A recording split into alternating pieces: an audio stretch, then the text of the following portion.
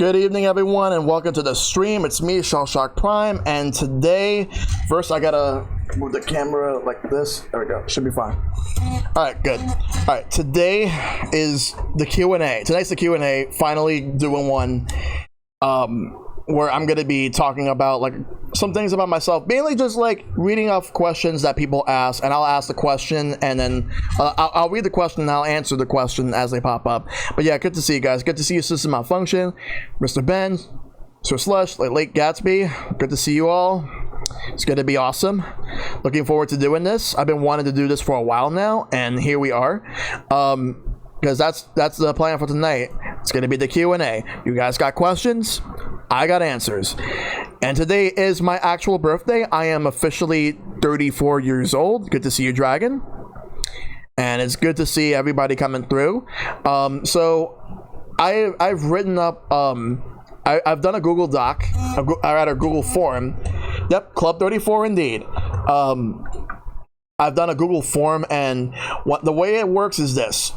I am going to be reading off the questions that people sent me. I won't say who sent who, but for any of you guys that have sent me questions, you guys know who you are, and I appreciate all the support. Thank you. But I will say this. Right around the time when I'm done reading all the questions from the Google Forms, if there's time, I am going to be answering questions from the chat. So you guys, if you have anything for me, feel free to hold on to them for when you guys can send them to me. I'll let you guys know when, but for now I'm gonna read off the ones from the Google Forms. I'm gonna be doing that. Hope you guys are doing very well. Like, today has been a very low-key day for my birthday, like just a smaller low-key thing. It's been me and my mom. That's it, considering everything that's going on, because usually I always spend it with a group of friends, but this year with COVID-19 it wasn't going to happen, so fortunately, that's not going to happen. So it's just me and my mom. All right. That being said, here we are. Let's get ready to switch over. And here we are. Q&A time. So as you can see right here, I have the scene right here dedicated to the Q&A. I'm looking forward to answering everything. Let me just get everything set up. So I have the questions here. I'm going to make sure that I have it all well suited. I'll be reading them off on stream, making sure that when I do read them off that I answer everything. Good. Thank you for the host, Titus. I appreciate it. It's been going well, though. I actually should move the alerts down here to the bottom right. Yeah, I think I'll do that. Let me just move the camera a bit. Yeah. Yeah, I don't know, like, today has just been a weird day. Like, I should have just checked this, but I'll at least like just make sure it's all good. Should be like this way. Yeah, there, that's better. Okay, so right here, right now, we got the Q&A.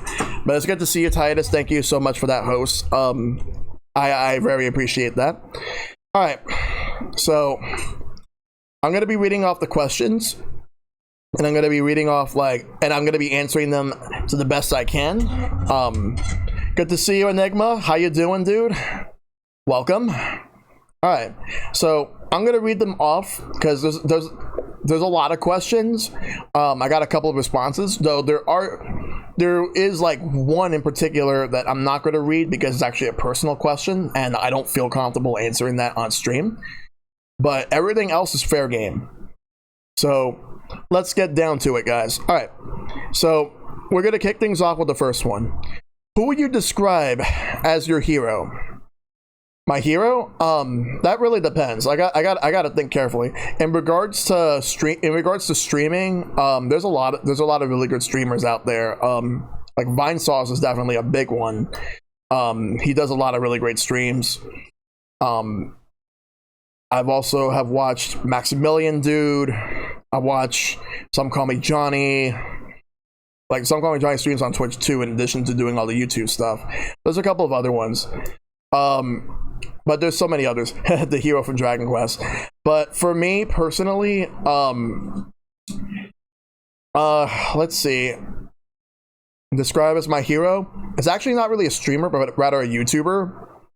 Um, and this one influenced me just like he influenced a lot of people, and that is the Angry Video Game Nerd. Always been a big fan of his for over like 13, 14 years now, and he's made a lot of great content, and I've been watching his content since like I was in college, and he pretty much paved the way for a lot of people. I know he doesn't really do streams, but in regards to content as a whole, like it got to the point where it's like, if he could do it, so many people can do it too.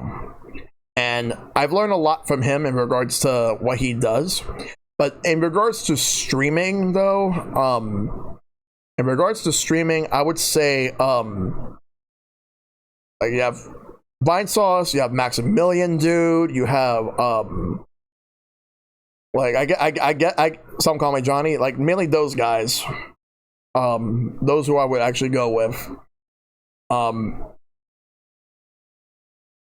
there's so many other answers too, but I just want to keep it mostly the streaming, but also like mention Angry Video Game Nerd. What got me into gaming in the first place? Oh, that's a good question. All right, so sometime back in around like late 1990, I was basically just like just at home because I was a little kid. Like I was like 3 to 4, I was turning 4 years old at the time, and my older brother just happened to come over, and he gave us the NES, and he gave us the NES because it was meant for the family to play it, but turned out I played it a lot too, and my very first game was Super Mario Brothers, and Duck Hunt was my second game because I got the 2-pack because I had the set that had the controllers, the zapper, and Super Mario Brothers / Duck Hunt. And I've had my NES for a long time, except until like my dad threw it away because that's my dad. I don't like my dad, but that's not the reason why I don't like him. But there's so many other things, but that's more personal for me. But that being said, I am actually looking to rebuild like the NES collection I once had. I'm not gonna get everything because there were some really bad games. The worst games that I actually own. The worst games I actually owned on the NES at the time were The Karate Kid, Who Framed Roger Rabbit, 2 games from LJN. So I had some LJN games. And then I had Muppet Adventure Chaos of the Carnival. That game was horrible. Otherwise, my cousin would always bring over games for us to play for a little bit, like Superman, which was not that great of a game, Teenage Mutant Ninja Turtles, as well as the arcade game that they ported.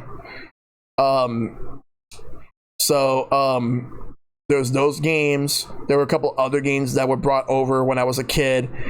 But I played way too many games growing up. I had Contra, I had Mike Tyson's Punch-Out, I had Mega Man 3, which was my first Mega Man. I had what else did I have? Tetris. I had so many other great games. Now, I remember them because they were bad games. Though I didn't mind the Karate Kid when I was a kid, but when I played it when I was older, I'm like, this game's not good. Who Framed Roger Rabbit? I don't remember it being that good either. Like even back then. Oh god, Dr. Jekyll and Mr. Hyde. No, I'm glad I never owned that. I had Galaga as a kid. I had a bunch of other games. We ended up winding up with 3 copies of Super Mario Brothers 3. Like the first one, my older brother gave us. The second one, my dad found when he was at work. And the third one, we had to replace one of our NESs because it stopped working. So we ended up having to get a new one, and it happened to come with Super Mario Bros. 3. So I think the reason we did that instead of getting a Super Nintendo at the time is because getting an NES was a lot cheaper compared to getting a Super Nintendo, which was pretty expensive. So I ended up getting a Sega Genesis later on. Yeah, Contra Tetris as well. Nice. And Nicholas says, hey, I don't exactly like my biological dad either, so you aren't alone? Yeah. Dragon says very much the same. Yeah. Super Mario Brothers Duck Hunt Combo Pack, Stealth, Paperboy, Wizards and Warriors and its sequel, Iron Sword, Legend of Zelda. Lots of great games on the NES, but many of them have not aged well, unfortunately. For me, like Mega Man aged really, really well. So did Super Mario Bros. 3 and Kirby's Kirby's Adventure is probably like one of the best looking games on the NES. But yeah, that's how I got into gaming. The NES, thanks to my older brother, and then it wasn't until when one of my older cousins, like my cousin, would come over. He would always come over, and he would play video games with us all the time. We would always play video games together. He got me into so many games that to this day, like, I am a fan of, no matter what platform it was on. And like I got into a lot of really old school Sega games on the Genesis. Got into Mortal Kombat thanks to him, Street Fighter, and a couple of other games as well. Like, there's so many, like, there's just too many games in general. Though I forgot how I got into Mega Man. I think it was a gift from my uncle for like a birthday present. I think that might have been it, because I don't remember. But yeah, that was a long time ago. Like, Mega Man 3 was like my first, and that was a really good game. Though it does have issues, like the Doc Robot stages were actually just rushed just to put that there. Ironically enough, I say rush when Rush was actually added to the game. But yeah, I did enjoy that game. There were some NES games I enjoyed, but many of them have not aged well in retrospect. But yeah, I got into gaming thanks to my older brother, my cousin, and there we go. The rest is history. Like, I've been playing video games for exactly 30 years now, like since 1990. And here we are in 2020. I'm still playing video games. Hey, Anuda, good to see you, buddy. Hope you're doing well. Alright, so the next question that I got is, are there any content creators you consider to be your inspirations? If so, how have they influenced you? Well, I've already talked about the Angry Video Game Nerd, and that he influenced me in regards to how I see, like, video game based content on the internet. Okay, but I used to watch a lot of Screw Attack back in the day when it was Craig and Tom, and I still watch even when Tom left to do the Game Heroes, which didn't last that long, to be honest. But I still watched Screw Attack until like about maybe like 2014, 2015. Like, the only time, because around that time, like, it's like the only time it got to the point where the only time I would actually watch Screw Attack would be for Death Battle, which I still watch every once in a while. And I just felt like the magic just wasn't there anymore, and even Craig knew that, and then he left to be a part of Game Attack, which early this year he recently left Game Attack. No hard feelings though, but now, like, he's just doing his own thing. He's just doing a podcast, and he's just doing his own stuff on YouTube and Twitch. So good for him on that. But yeah, like, I watched a lot of Screw Attack back in the day. That's how I knew a lot of YouTubers and Twitch streamers that came from that. And other like content creators. And let's see, I watch Matt McMuscles, I watch Some Call Me Johnny, The Gaming Historian, Stop Skeletons from Fighting, Chugga Conroy and the Runaway Guys. I will watch. And honestly, like, when it comes to LPs and how informative they are, Chugga Conroy is my go-to.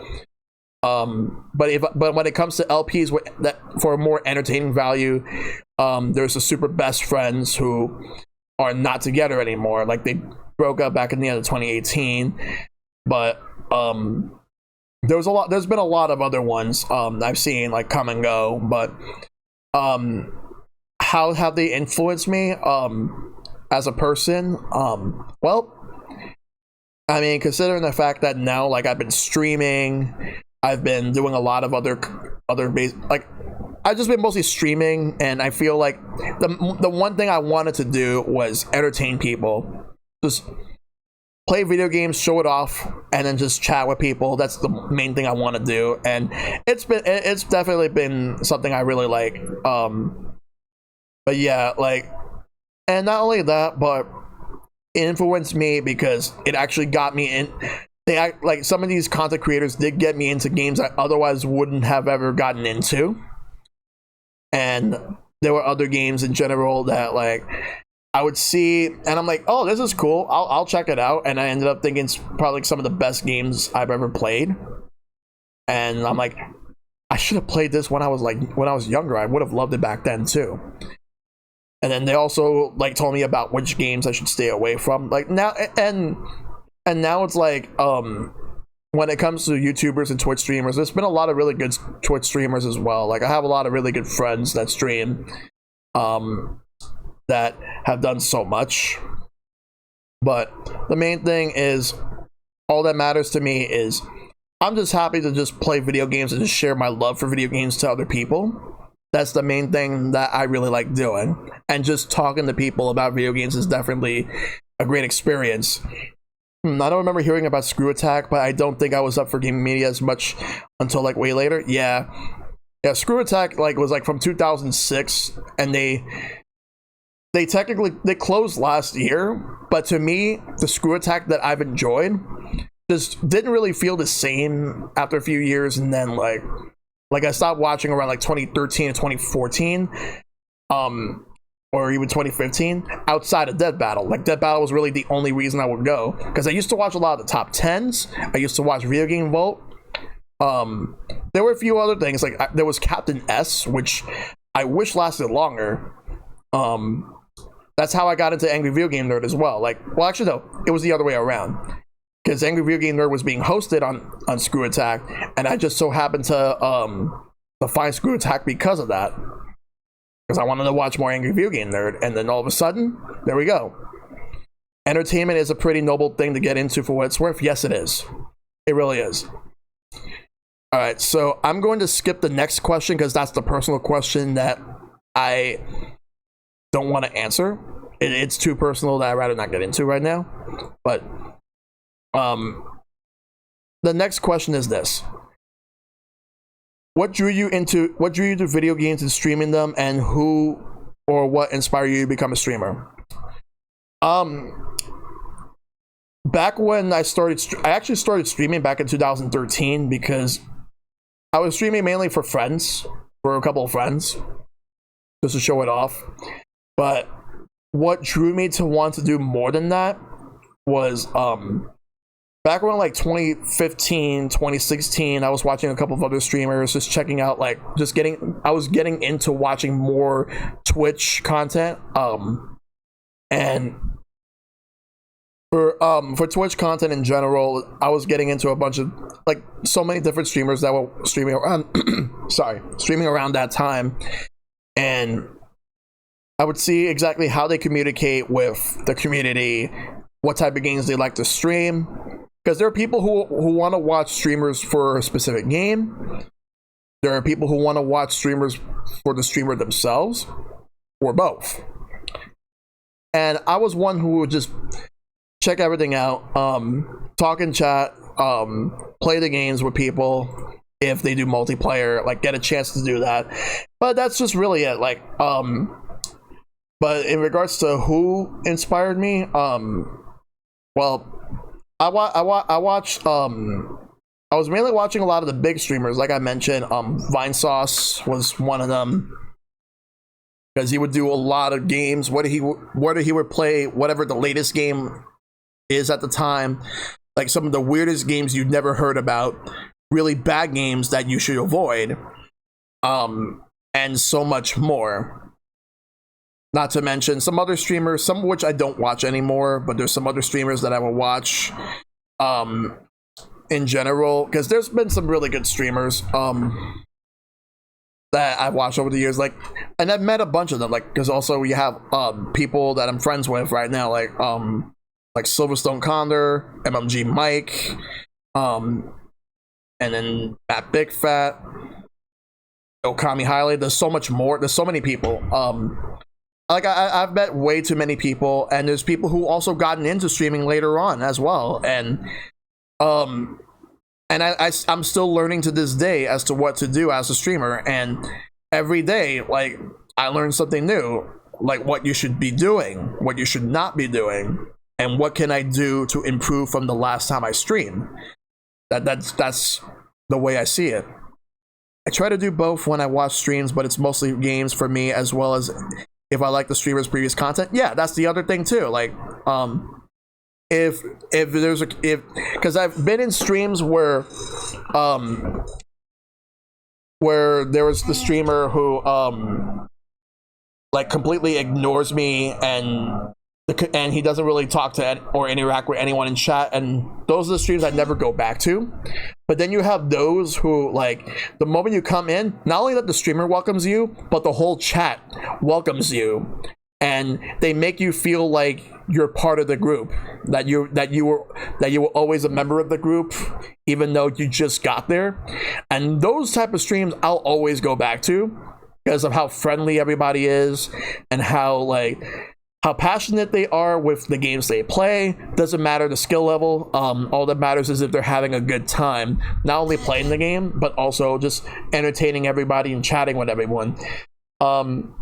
I've actually already answered that question, Anuda, but it's to sum it up short for you, it all boils down to this. Older brother brought an NES. My cousin would always come over, bring games for us to play every once in a while. That's how I got into that's how I became the gamer I am right now. Like, and that's just about it. So that's how I got into it. And yeah, like, that's the thing. Transitioning from watching Let's Plays to streams is definitely an interesting transition, because streams are still technically Let's Plays in a way, but they're longer, and you get to see more of it at once. That's the thing about it. Because there are people who tend to prefer watching content that is already made and not ongoing, like, in terms of how the fact that it's live. There are people who like that, and that's whatever, but you also have people who like to watch stuff that happens as is going on, and there are people who just want to use that as a way to interact with the streamer. So that's the main thing to go with that. And I learned so much with that, and like I said, I'm still learning. I still have to learn a lot more. I said this before, but I would love to do more streaming. The biggest problem is trying to figure out how to schedule my time between my night shift job, working on my novel with my co-author and other friends. Yeah, that's the thing. It's all about proper balance on what you do in your life, so you can be able to make time with streaming and whatever else you're doing in life. Whether you have to go to work, you have to go to school, or anything else, if you have a family of your own, or whatever it is you're doing, there's always going to be a balance. It's less professional, but it's more real, and interactions make it a lot of fun. Exactly. Interactions will always make it a lot of fun. Let's see, the next question. How would you feel if Team Charles requested a rematch of Kid Icarus Uprising? Oh my god. Okay, so, alright, I got a little story to talk about. So, Nintendo and Y, back when there was Nintendo World in New York City, for 6 months, they used to host Kid Icarus Uprising tournaments back in 2012. It was supposed to last maybe a month or 2 months, but it lasted for 6 months because of how popular it was, and it was a huge draw to bring people into the store on Fridays.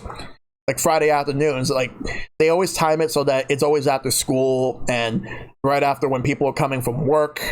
So people would show up, bring their 3DS, play Kid Icarus Uprising, and you get a chance to win some special AR cards, like some of the rarest ones, like the 3 Sacred Treasures.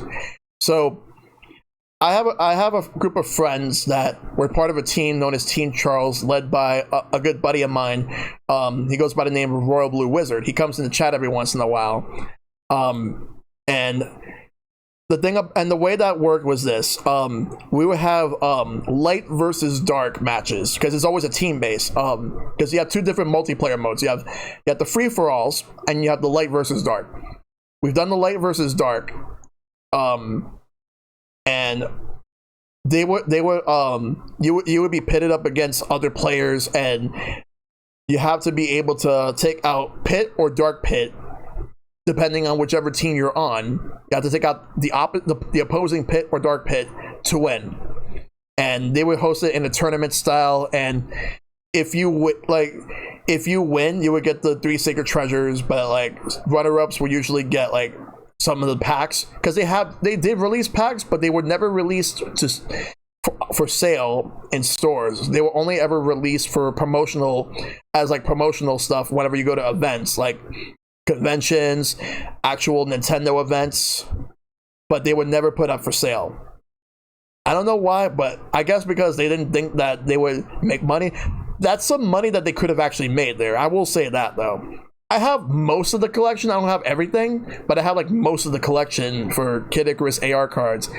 And Kid Icarus Uprising is easily one of my favorite games of all time. And the moment that I can get myself a 3DS capture card, that's the first playthrough I'm gonna do for 3DS games. Kid Icarus Uprising.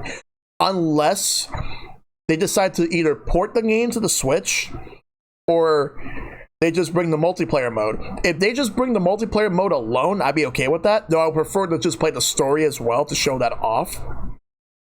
But yeah, I had a lot of fun playing Kid Icarus Uprising back in the day, especially the Friday nights with all those matches that were going on, and that's just about it. Not to mention, one of the biggest hangups to me in regards to streaming compared to the big name streamers is that, as far as I know, the biggest names do streaming practically on a full-time basis. To them, it's not just playing; it's a full-on job to them. And honestly, I don't think I could ever get myself into that mindset. Because that's the thing. Because if you want to be able to stream and you want to stream full time, like, you got to dedicate yourself to that. That's definitely something you're going to have to dedicate a lot of time for if you want to be able to do that. And the only way to do that is if financially you are doing really well otherwise, but you still want to be able to use this as a way to maintain it. But that's just it. Like, not everyone's able to maintain it. There are people who actually use it, and even some of the biggest streamers out there or biggest YouTubers out there as well, that do all the content that they make, they still have to make their ends meet. Like with Twitch, there are people who are affiliate status that are trying to get to partner, but they either don't like, the thing is that, like, getting into partner, you need to have like a 75 or more average viewers, but not everyone's getting up to that. But it gets to the point where there are people who just not in a rush. Like, I'm personally not in a rush. It would be nice, but I'm not in the rush because I just want to focus on just continuing doing the same thing I'm already doing right now.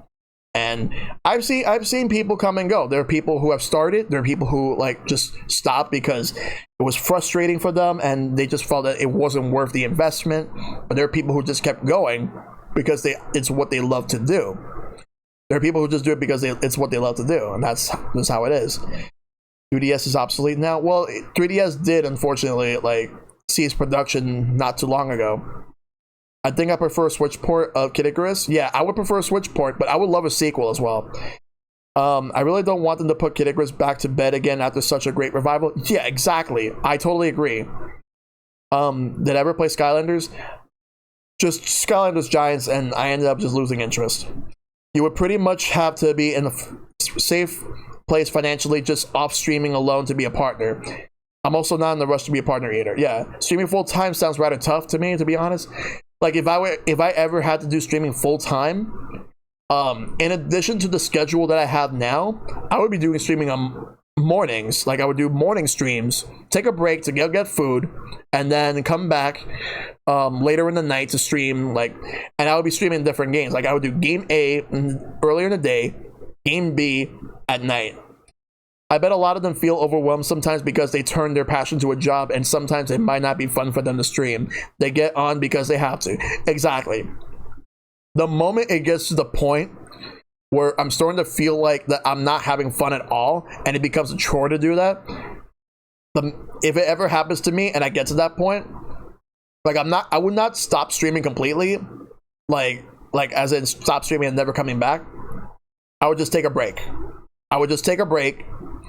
Until I feel like I'm ready to come back, and then, like, when I come back, I'll be rejuvenated, and then back to doing what I got to do, but not because I have to, but because I want to. I want to because I love to do it. That's the thing. You don't want to have your passion sapped away. And that's the thing that people worry about as being a streamer. You don't want to have that. You don't want to get to the point where it's just not fun anymore. And I've seen it happen to some people I know. When it gets to the point where it's not fun anymore, then they have to stop. For me, if I get to that point, I'm just gonna take a break until like I feel ready to come back, and then when I come back, I will stream more.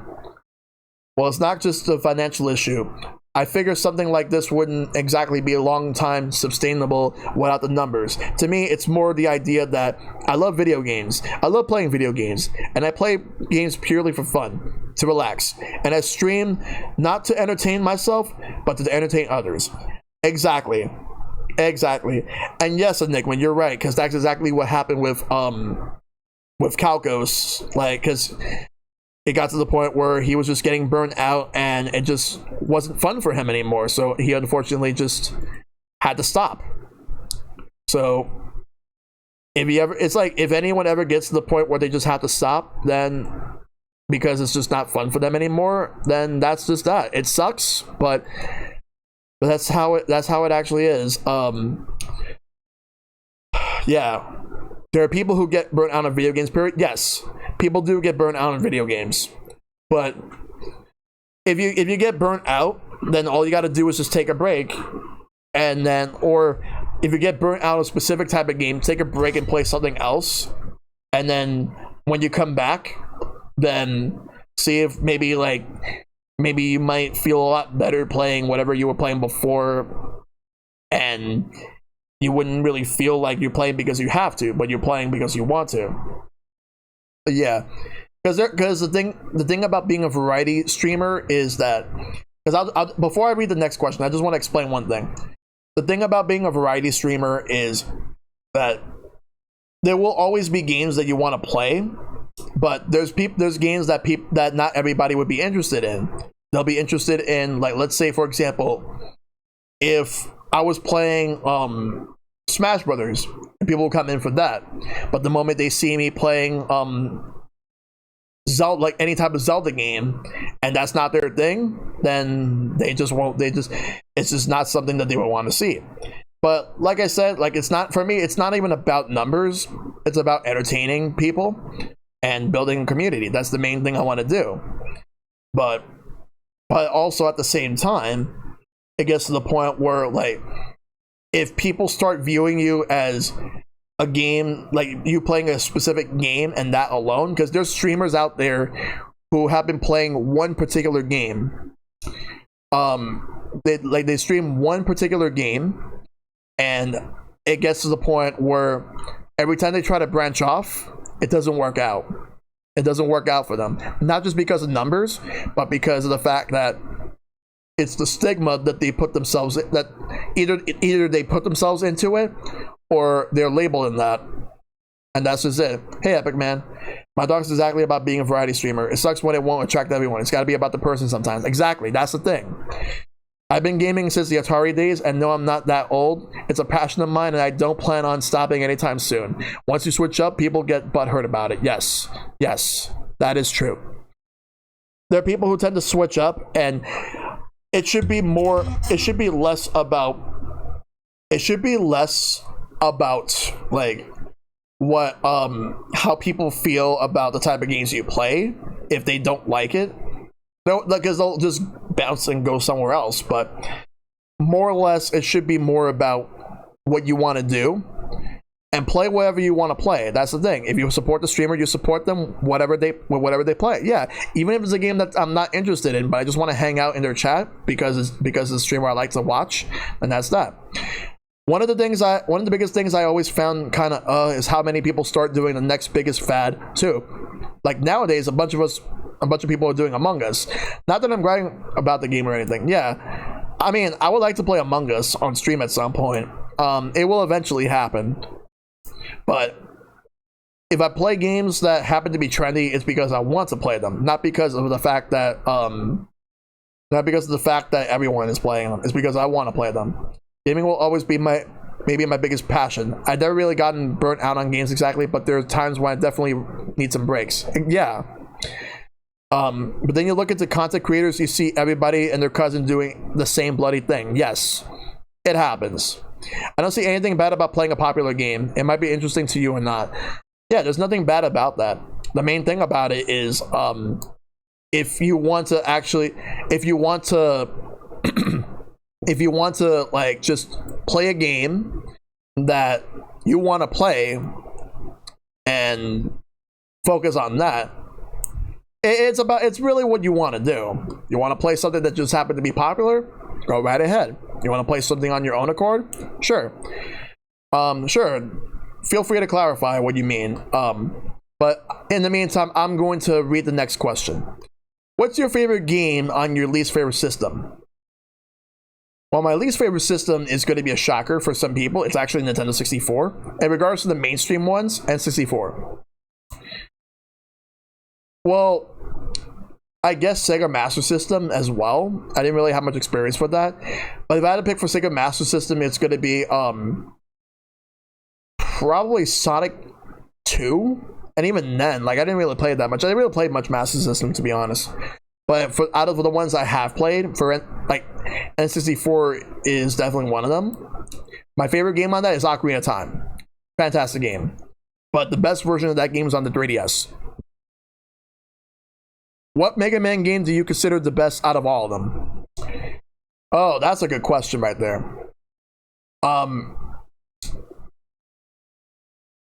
Let's see. There's a lot of great Mega Man games. For me, like, there's Mega Man 2, Mega Man 3, Mega Man X, X4.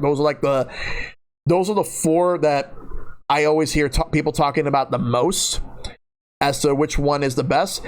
Hey, Fusion, thank you. Yeah. But yeah, like Mega Man's 2 and 3 on the NES, Mega Man's X1 and X4 are like the ones I would consider the best.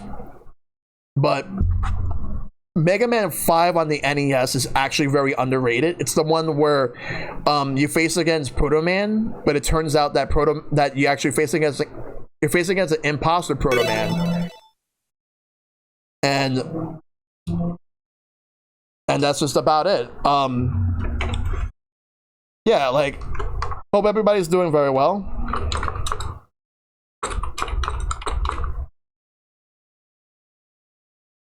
Yeah, I'll read some of the other things. I am Mega Heathen. My fave Mega Man are 2 and 3. All right.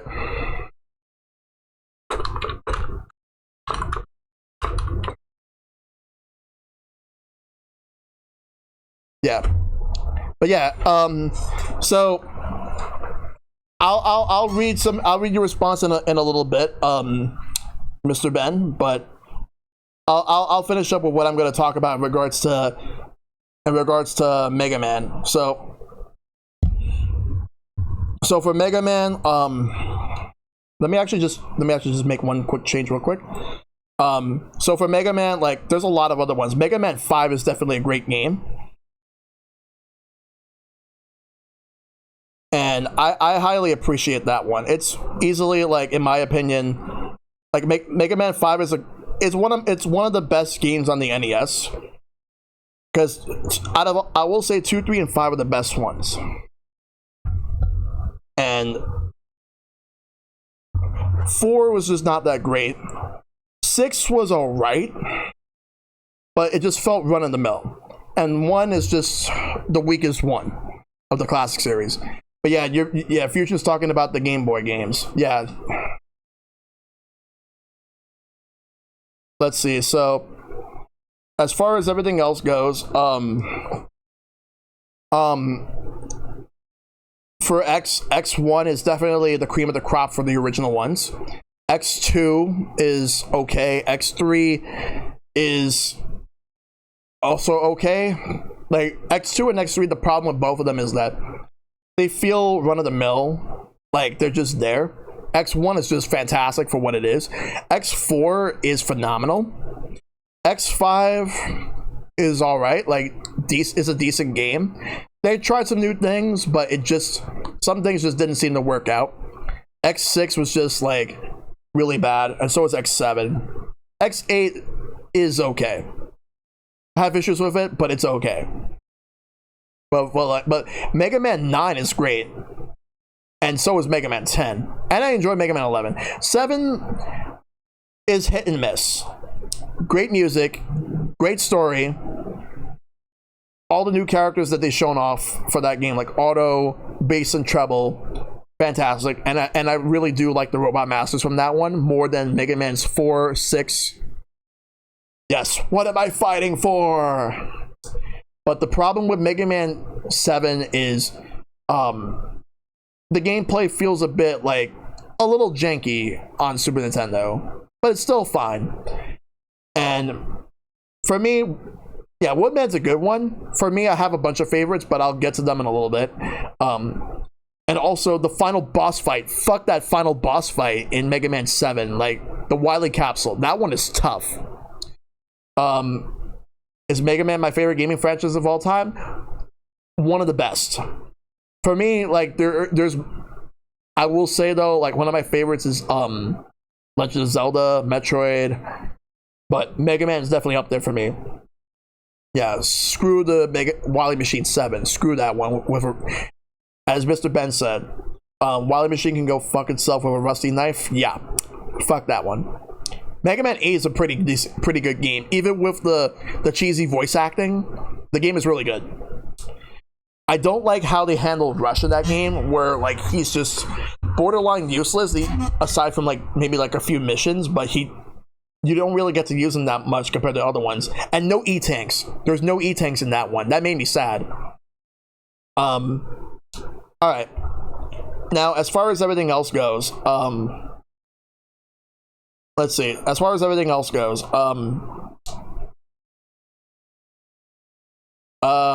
Mega Man, I gotta beat Mega Man Legends. I've only ever made it to the final boss, but the final boss was really hard. I gotta get back into it at some point. Those are games I plan to stream, but thanks for nothing.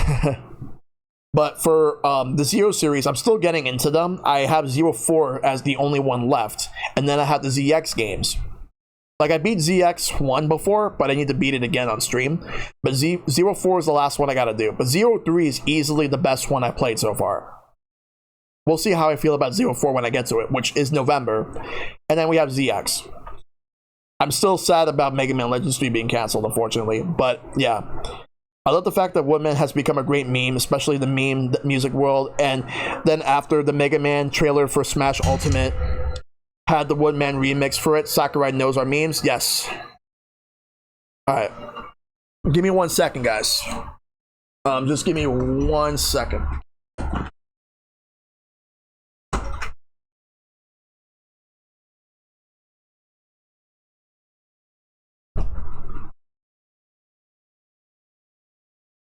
Alright, I'm back. My mom left me some ginger ale for me to have. So I have ginger ale now, so. Alright, let me just pour it. And then I'm going to answer the next question a little bit. But yeah, I will say though, one of my favorite Robot Masters, I like Bubble Man, Gemini Man, let's see. Honestly, if the eventual Legends collection sells, we'll get Legends 3. Hey, Smug Speed. Yeah, I hope so. Yeah, Capcom has been knocking it out of the park with the Mega Man collections. They really have. And to be honest, like, I have, like, every single Mega Man game that's been released on the Switch, I own it. So, I'm thinking eventually we'll get like a miscellaneous Mega Man collection, but that's another talk for another day. I want to read something that Mr. Ben posted in chat a little while ago. So let me go ahead and read that. And by the way, also Fusion, if I haven't thanked you enough from Sunday night, I have to thank you again for everything.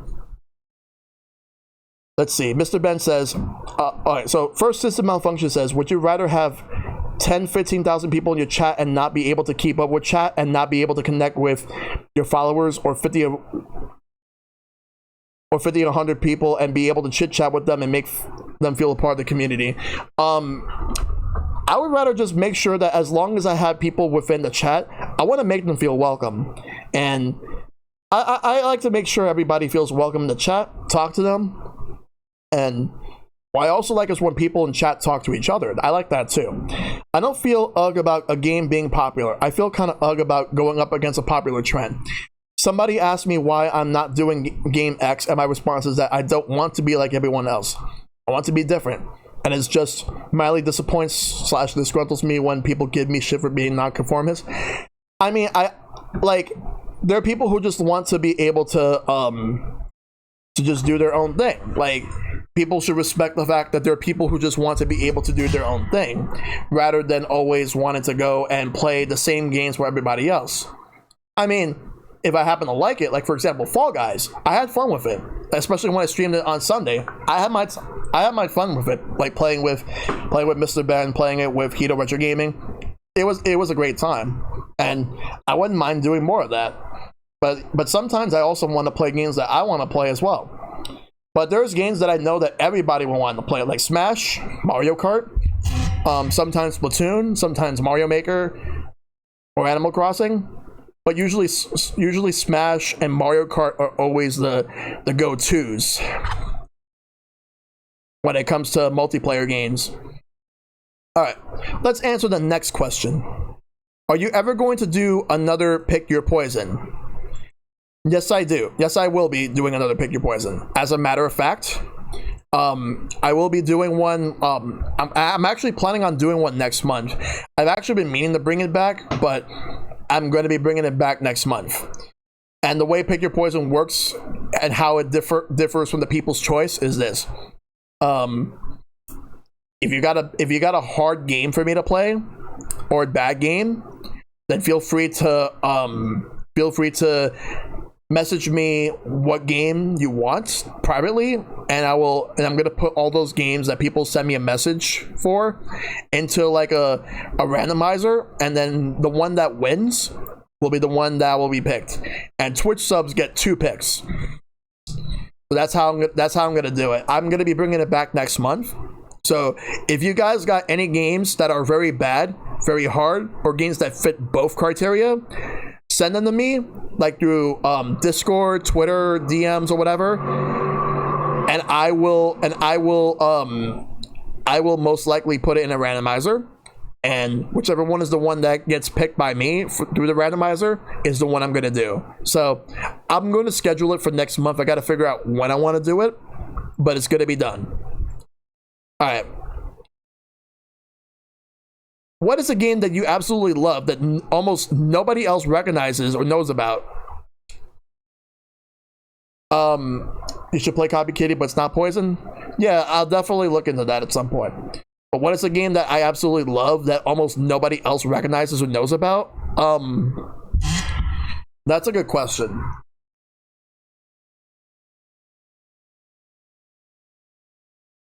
Yeah. Let's see. Well, I absolutely love so many games that I played, but there's a lot of obscure ones. Let's see. Nobody else recognizes or knows about. Let's see. Well, that depends. Yeah, I gotta think about this one, because that's a really good question right there. I would probably have to say, I guess I would probably have to just say, yeah, why is it so hard to think? I figured I would have at least had one going into this. Let's see. Yeah, I really got to think about that one. I'll skip it for a bit, but I'll come back to it. Do you like spicy food, and what's your favorite spicy food? I actually don't like spicy food. Not my cup of tea. Nothing against it, but it's just not something that meshes well with me. Oh, I thought about one. Yeah, I got one. So I've actually enjoyed this one game on the DS called Lost Magic. It came out like within early 2006. It's a pretty fun game. Lost Magic is actually a lot of fun. Not many people really remember that one, but it came out like It even had online multiplayer as well. I thought it was a pretty fun game. Let's see. What was the first video game I've ever played? Well, I've already answered that question. Super Mario Brothers. Super Mario Brothers, and the second one is Duck Hunt, because Duck Hunt was part of the double pack with Super Mario Brothers when you got the NES. So Super Mario Brothers was the first, and Duck Hunt was the second. What is my OBS setup like?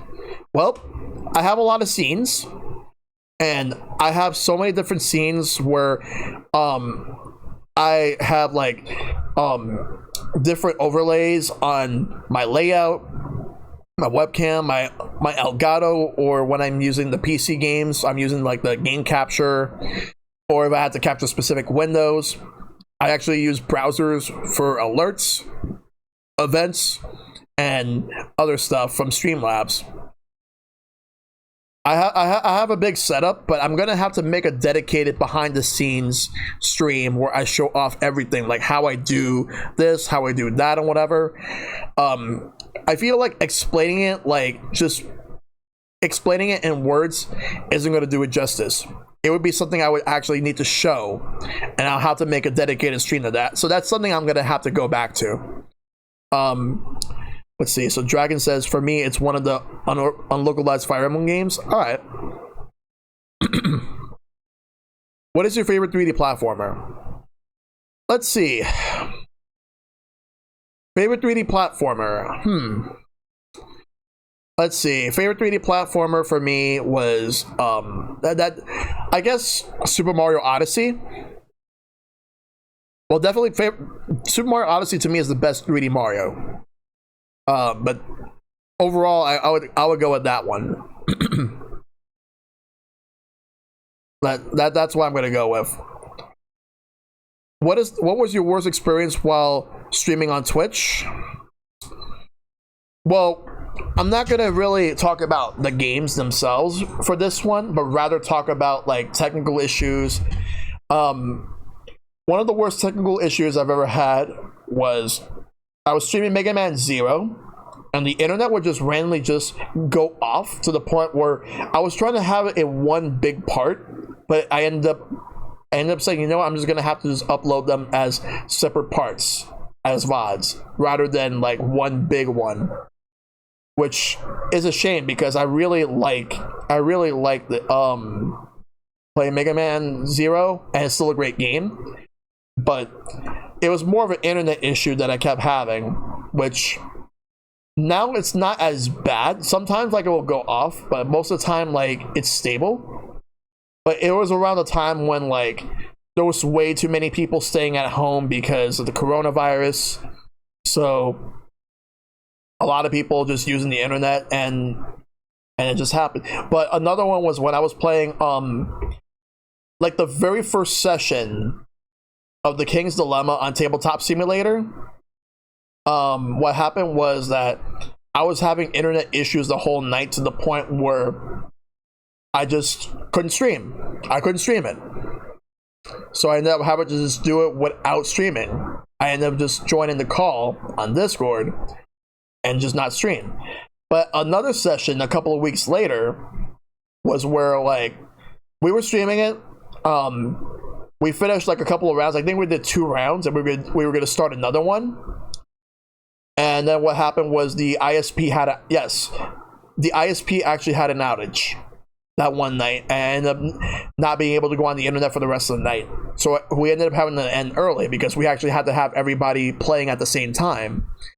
So we ended up having to call off the rest of the night just because of that, which was unfortunate because I was really looking forward to playing it with the guys. But that was a really bad experience right there. And it's a shame because it sucks when the worst things to happen to you are things that are beyond your control. And that's what gets me upset. But because like whenever like you want something to go really well and then it ends up not going as well as you want it to. Yeah. All right, so let's let's go to the next page so I get the next round of questions. Which streamer are you most inspired by? Let's see. Vine Sauce. My buddies Kareem and Seuss from the Netherlands, who unfortunately had to stop streaming for personal reasons, but they were top notch. Very, very cool people, and they have an awesome community. They're from the Netherlands, and they are fantastic. Like they're like the biggest. They were like the biggest streamers over there, and they're two of the amazing people that I've ever met. I met them back in the Super Mario Odyssey line at Nintendo NY because they were visiting New York at the time just for that, and that's how I met them. I met them at the same time that Silverstone and MMG Mike met them, and we became friends, and we're still friends to this day. We still talk, and now like they're about to have their first child, so I'm really proud of them. But those are the main people right there. Did you have a lot of friends who played the same games as you growing up? As a kid, not really. There was some, like, I went to school with kids who, there were some of them that played video games, but there were most of them that didn't. They were just not really all that into video games. They were into some of the same stuff that I liked back then, like cartoons or like other like shows that we would like, wrestling as well. But there were also people who talked about like mostly rap music, rock music, and all that. But when I got to high school, yes, and Fusion Warrior can actually vouch. Yes, we had Gen 3 Pokemon, played Smash. Melee was big at the time. It was PlayStation 2, GameCube, Xbox, Game Boy Advance. That was that generation right there. Which the thing about that generation was GameCube and Xbox were multiplayer systems. Like in terms of like go to play multiplayer, like you had Halo on Xbox, you had Smash, Mario Kart on GameCube, Mario Party, you had Star Fox Assault, you had so many other games. N64, you had GoldenEye, you had Mario Tennis, you also had Mario Power Tennis on GameCube. There were so many great games. PS2, the only multiplayer games I've seen people play were fighting games like Street Fighter, like the Street Fighter games, Tekken. There were so many great games on that. But when it comes to fighting games, I actually own a couple on GameCube. I own Capcom vs. SNK 2. I own Smash. I used to own Soul Calibur too, but I do want to rebuy it for my collection. Yeah, we had GTA 3. We had Tony Hawk as well. Yes. Has anyone ever told you that you sound like Gerard the Completionist? No, but I had so many people that tell me that I look like him. I actually met Gerard twice, at PAX East 2018 and at PAX East 2020, and he is a very nice guy. Like, and I met so many YouTubers and Twitch streamers at PAX. I do eventually want to go to other conventions like MagFest. Like, I hope to go to MagFest 2022 because 2021's not happening. But yeah, people say I look a lot like him. Like, I think it's the beard. It's definitely the beard. But yeah, we had a lot of great games. Like, Fusion can vouch for me on that because we went to the same high school. What else? Like I play Fire Emblem. I played what else? Mario and Luigi, WarioWare during that time. What else came out that time? Lake Gatsby. Yeah, MagFest 2022. If that happens, I'll go. Because I know 2021 is definitely not happening. Yes, it is definitely the beard. Let's see. Okay, so next question. What was the biggest idea you came up with but scrapped? Well, let's see. I'll figure that out. Yeah, you had those games. Sonic Advance 2, Sonic Battle, and Super Mario Bros. 3. I didn't have Sonic Battle, but I had the other two. And I had what else I had? I had a bunch of other games as well. I had Advance 1, which was Super Mario Bros. 2. Yeah, I missed the fundraiser. But what was the biggest idea I came up with but scrapped? Let's see. Let me just take a drink real quick. Let's see. Well, I originally planned on having I originally wanted to do like, I had like a big idea for a birthday stream back in 2018 that I was thinking about doing, but I felt like I wasn't ready, and that was before my old PC just died, and that I had to get an upgrade. There's that, but there was something bigger than that. I originally planned on doing 2 games back to back, and then like I would have people ask which one is better. But I'm gonna be playing both of these games eventually, but they're gonna be separate. It was gonna be Octopath Traveler versus The Legend of Zelda Breath of the Wild. Why I compared the two, I don't know. I don't know why I thought to compare the two, but it was just that. I guess maybe just that, because I didn't really have a lot of big ideas that ended up getting scrapped, but that was just the one thing that came to mind. And I had a few other things, but yeah, there was just that. Because one is like a big open world like game in the Legend of Zelda universe. The other is, the other is a new RPG. It was a new RPG from Square Enix that went the 2D route, like an HD 2D route, and it had a battle system where you could also like have multiple attack patterns and combine them into one, as opposed to doing like one attack with a small amount of damage. You could do more to boost up the damage, kind of like in Bravely Default. Zelda's definitely not an RPG. Okay, what was your biggest okay, next question is this: what was your biggest hurdle you've overcame as a streamer? So what's the biggest hurdle I've overcame as a streamer? Well, being able to talk a lot more is something that I wanted to actually do. Like I was talking. Because I wanted to talk more, which I am doing now. Because the problem is that there have been times where there'll be dead air. Like you would hear like nothing coming out of me. Like you just see me playing the game. Sometimes that happens, but there are times where if I need to concentrate, there's that, depending on the context of the game that I'm playing. But talking, like being more sociable on streams is definitely one that I wanted to do, and it's been working for me, and it helps whenever I have people talking as well. The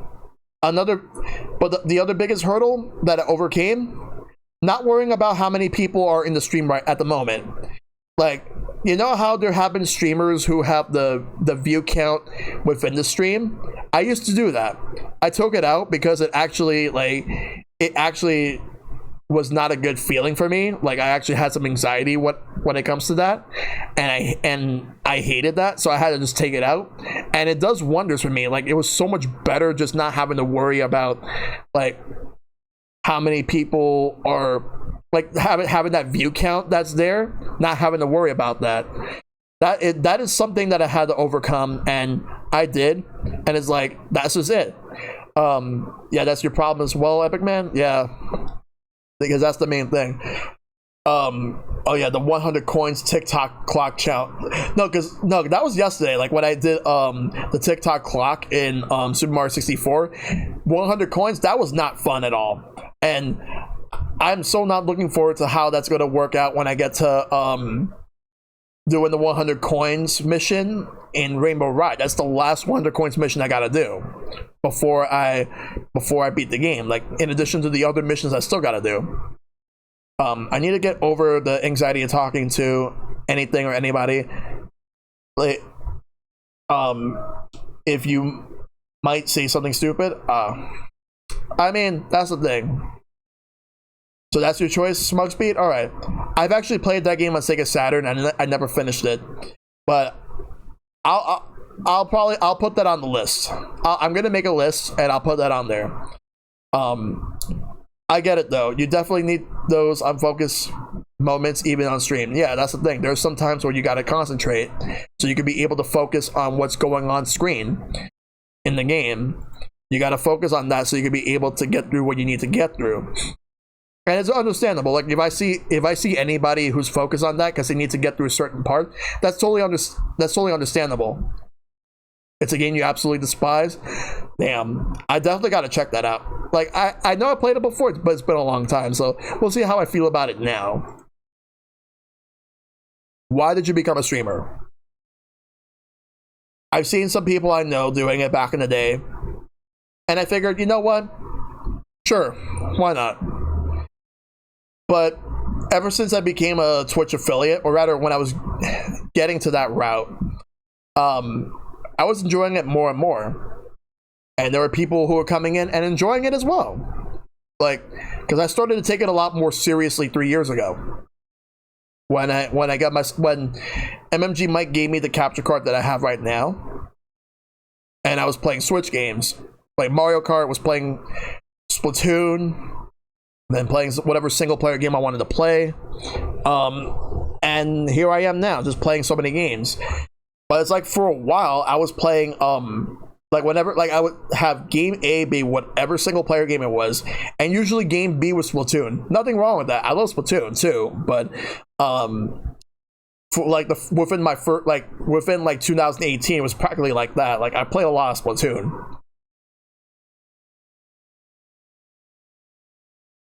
And having all those Splatfest streams too. But why did I become a streamer? Well, I've seen people do it.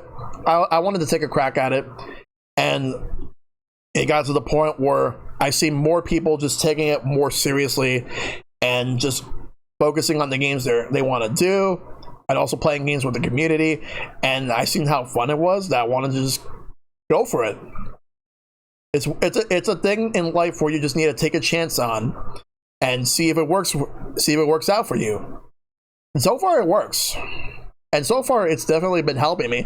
And especially this year, like when I haven't been able to go out much because of what's going on in the world, other than getting groceries and stuff.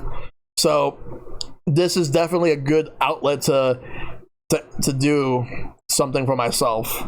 But it's not really for me. I'm not just only doing it for me. I'm doing it for all of you guys. Have you ever considered yourself camera shy, or did you have grown into it? Yeah, was never camera shy.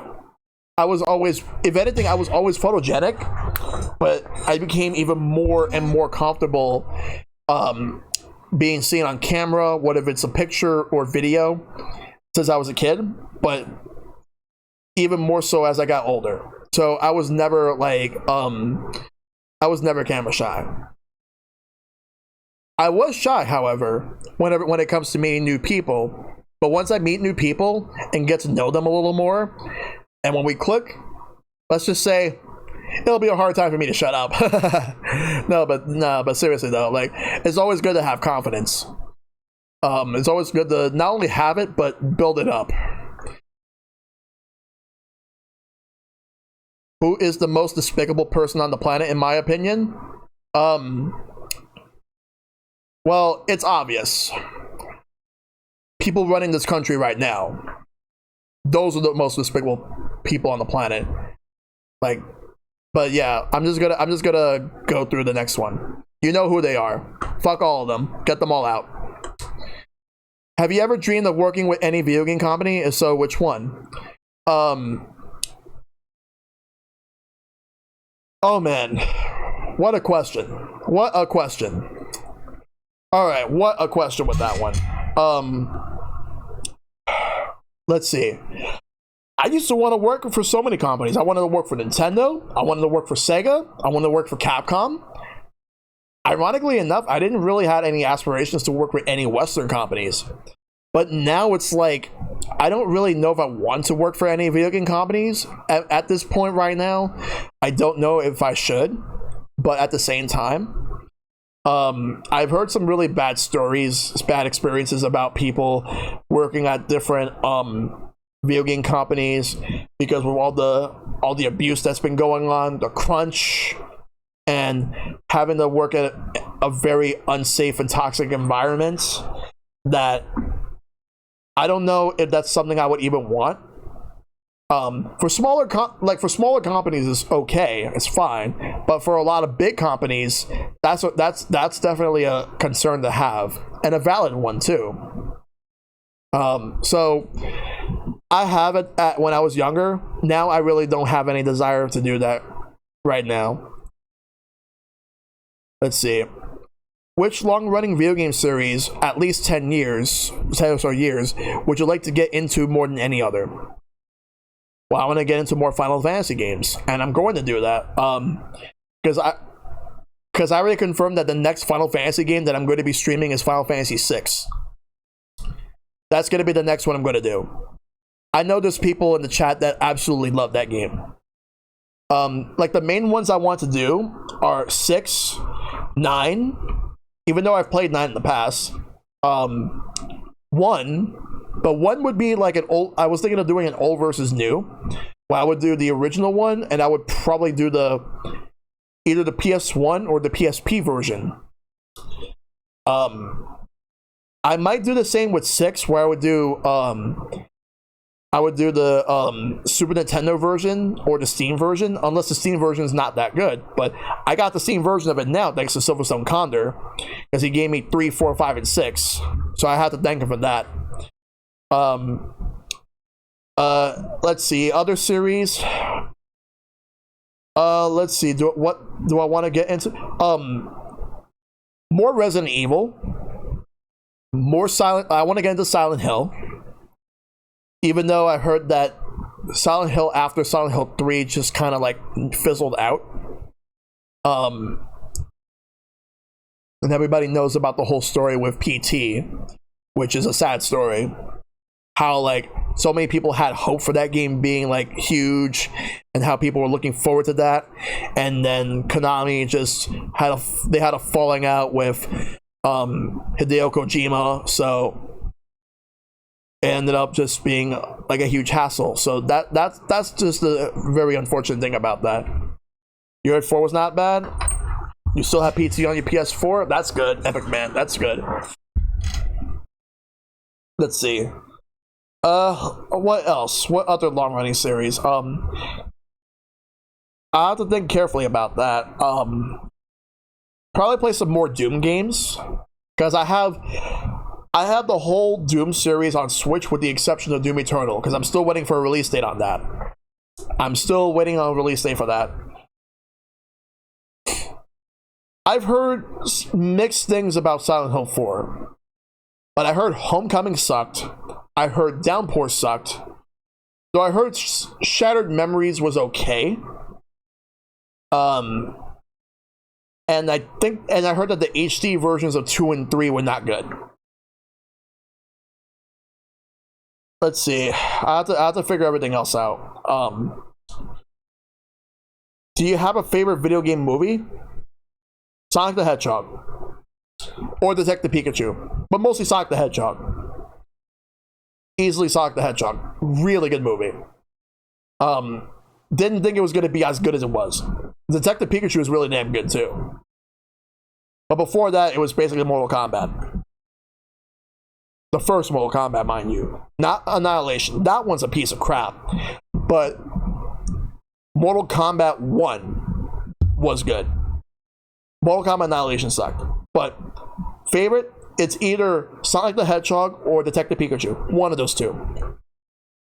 Alright. Next up is this one. How did you meet fellow streamer Silverstone? And how has he influenced your life and friendships you made? Very good question. So, I've met him back in 2011 because at the time there was a group called Street Pass NYC. Yeah, Street Pass NYC, which would become Switch and Play NYC. And Silverstone was actually the first person I met when I joined the group. And then like the new movie, by the way, the new Sonic movie. The OVA was actually like interesting. I've seen that one before. But Silverstone, I've met him like because what happened here's the funny story. it was the second meetup for Street Pass NYC back in 2011, and I was looking for the location because there were two locations, one of which was in case it was raining, which was the underground at Penn Station in New York City. And that's the first one. The other one, the main location that they wanted to go with was right outside of it, above it, back when Borders was still around. Like, remember Borders, the bookstore? We were originally going to just have the meetup right in front of it, and there was a large group of people. And the thing is that the people who work for Borders actually said that they didn't mind us meeting there, but security did not get the memo, and they asked us to leave. So we ended up just trying to figure out what we wanted to do. And Nintendo World, or at Nintendo New York, we ended up going over there because they used to do Friday night fights, because that was when Super Street Fighter 4 3D Edition was on the 3DS. So we all walked it. We didn't take any trains. We just walked it because it wasn't that long of a walk. So we walked it all the way from Penn Station, like that area where the Borders was, all the way to where Nintendo New York is. We went all the way over there. And then there were more people there just using their 3DSs. We just kept playing 3DS games, collecting our Street Pass tags, and that's it. Like, I met Silver. So how did he impact me and influence my life and the friendships I made? He's always been there for me whenever I needed him. I've always been there for him whenever he needed me. We've done so many things together. We've gone to conventions together, like New York Comic Con 2011. We went to Anime Next. We went there. Long Island Retro. We've also been to some wrestling events together. NXT New York Takeover New York 2015, 16, and 2018. At the it's not Jacob Javits, at the Barclays Center in Brooklyn. We went there those 3 times. It was a lot of fun, and he told me that when things get better within the rest of the world, we're gonna go to the very first ever AEW show when it hits New York City. That's what we're gonna do. So we'll the next wrestling show we'll go to will be for AEW this time. So we practically impact each other in so many ways. We've just always been there. He's been a really great friend, and I'm just glad to have him with me whenever we do reaction videos. I always like to do them with him because we usually like to bounce each other around, like, when it comes to discussions. We have really good chemistry, and he's always been there. He's always been a good guy. I want to attend a convention one of these days. Someone was considering taking me for the E3 this year, but we got to pretend like it wasn't going to happen anyway, which it didn't happen because, well, you know. Oh man, Nintendo New York, that's a good store. Yes, it is.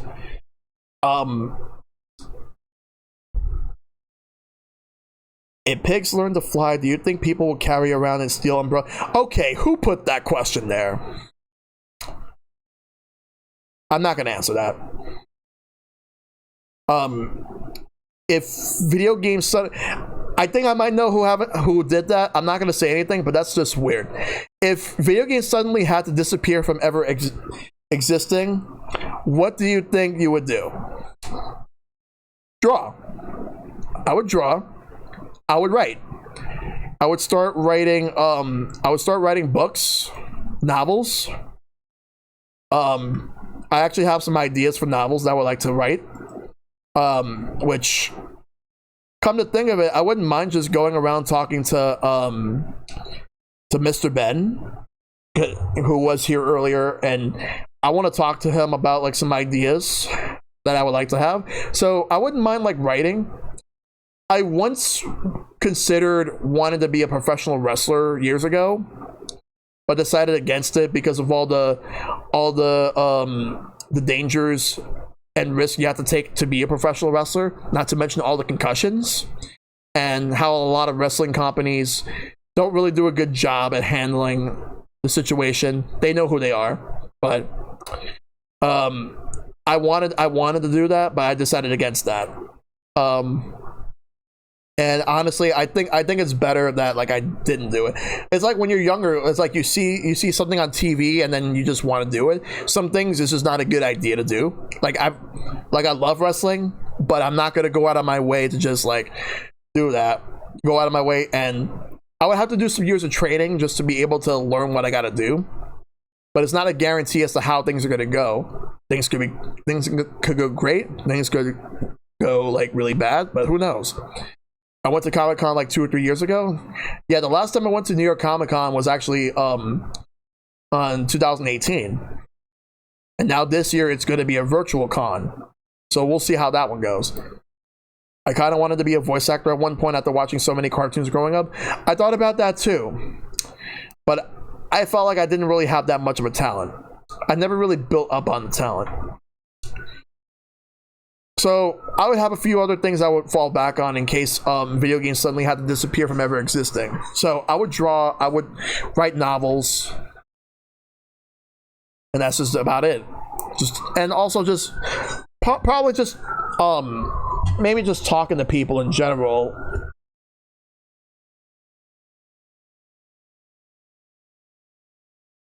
All right, next one.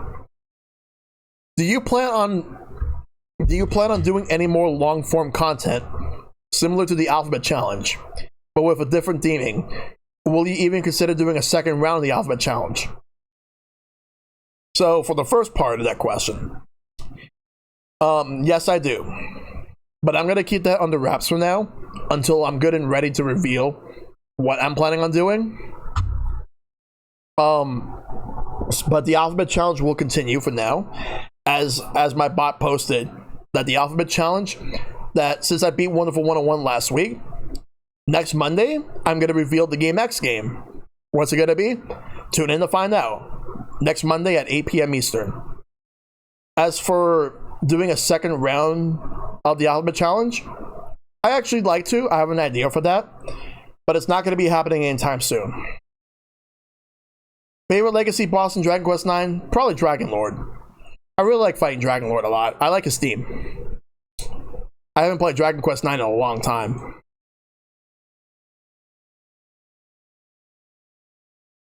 Alright, so we got some more questions. We got a lot more. Which game were you most proud of streaming? I was most proud of streaming a lot of games that I played. But for me, most of the Mega Man games. Except for X6 and X7. Fuck those games.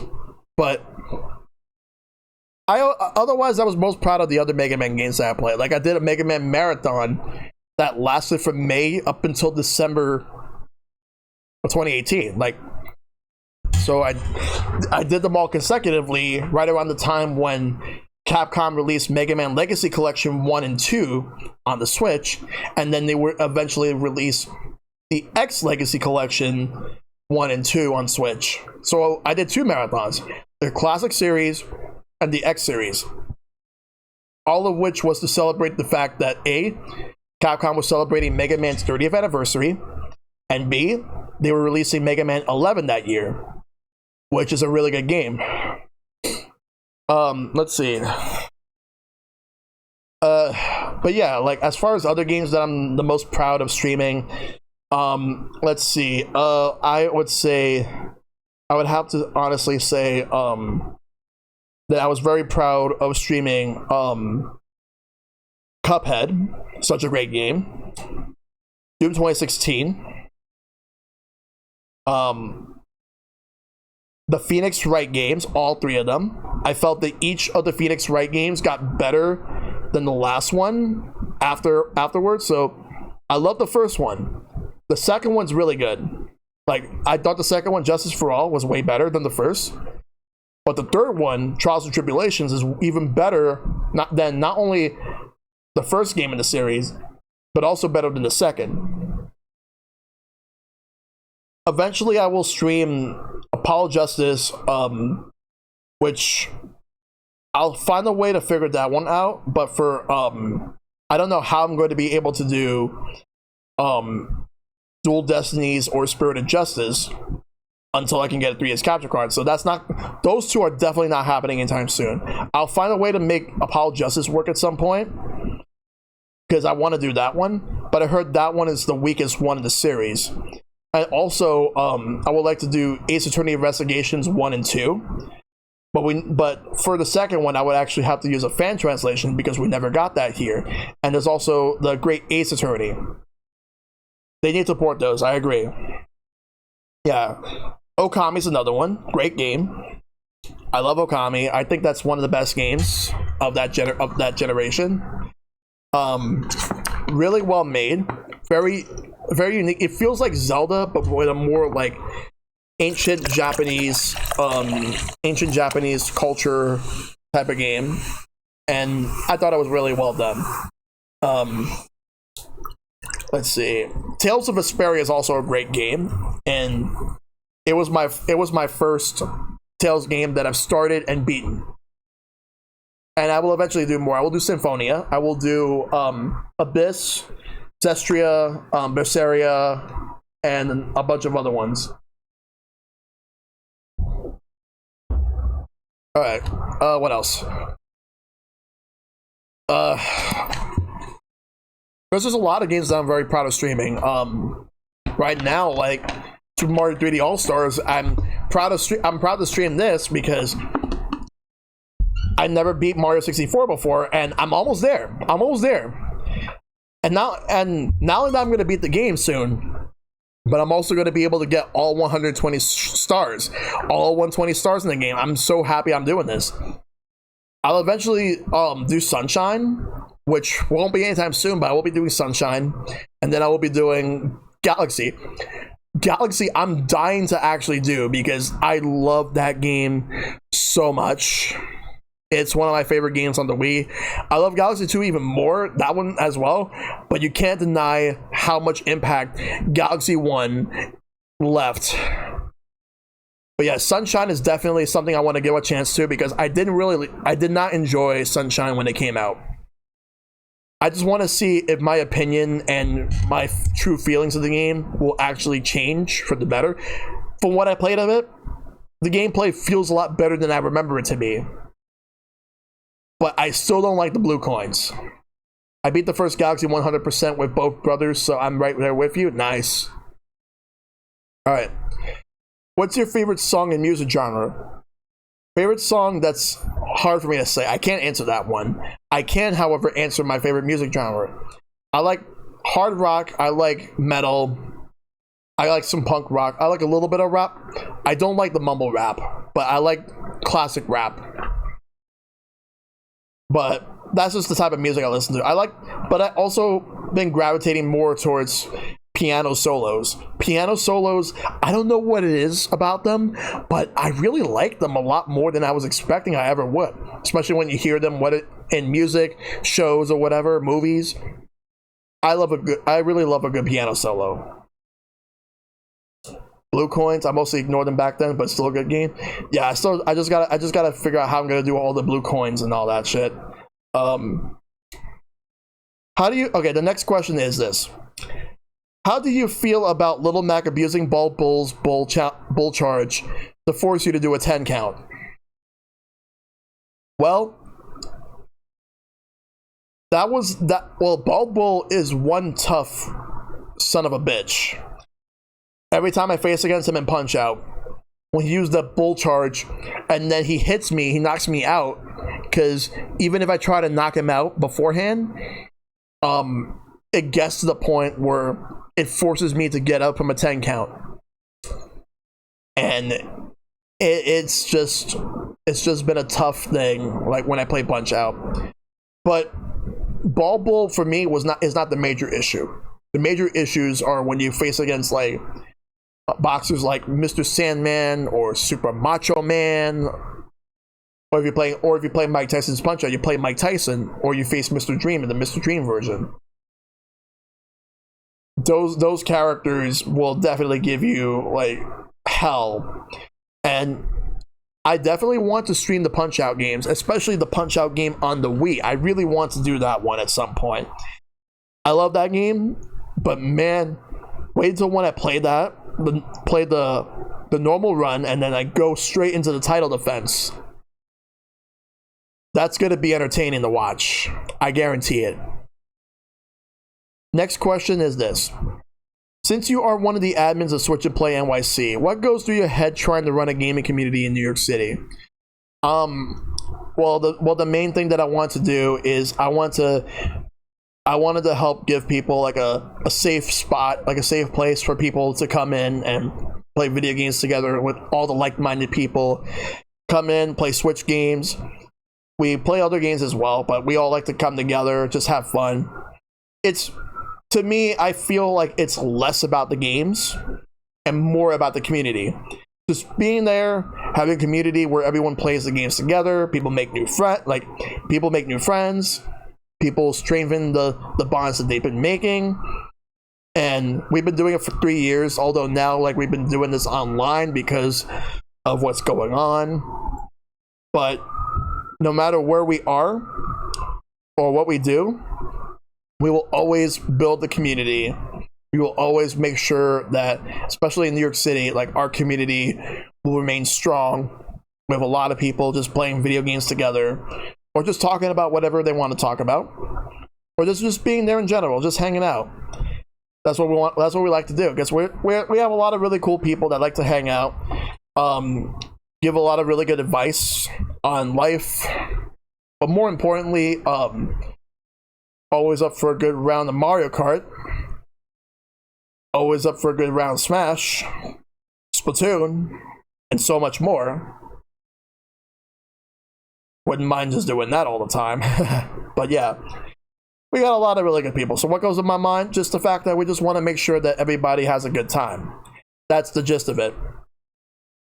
And that's just how it is. What made me want to be a streamer? I already answered that question. Someone else asked that. Yes, good times or good friends.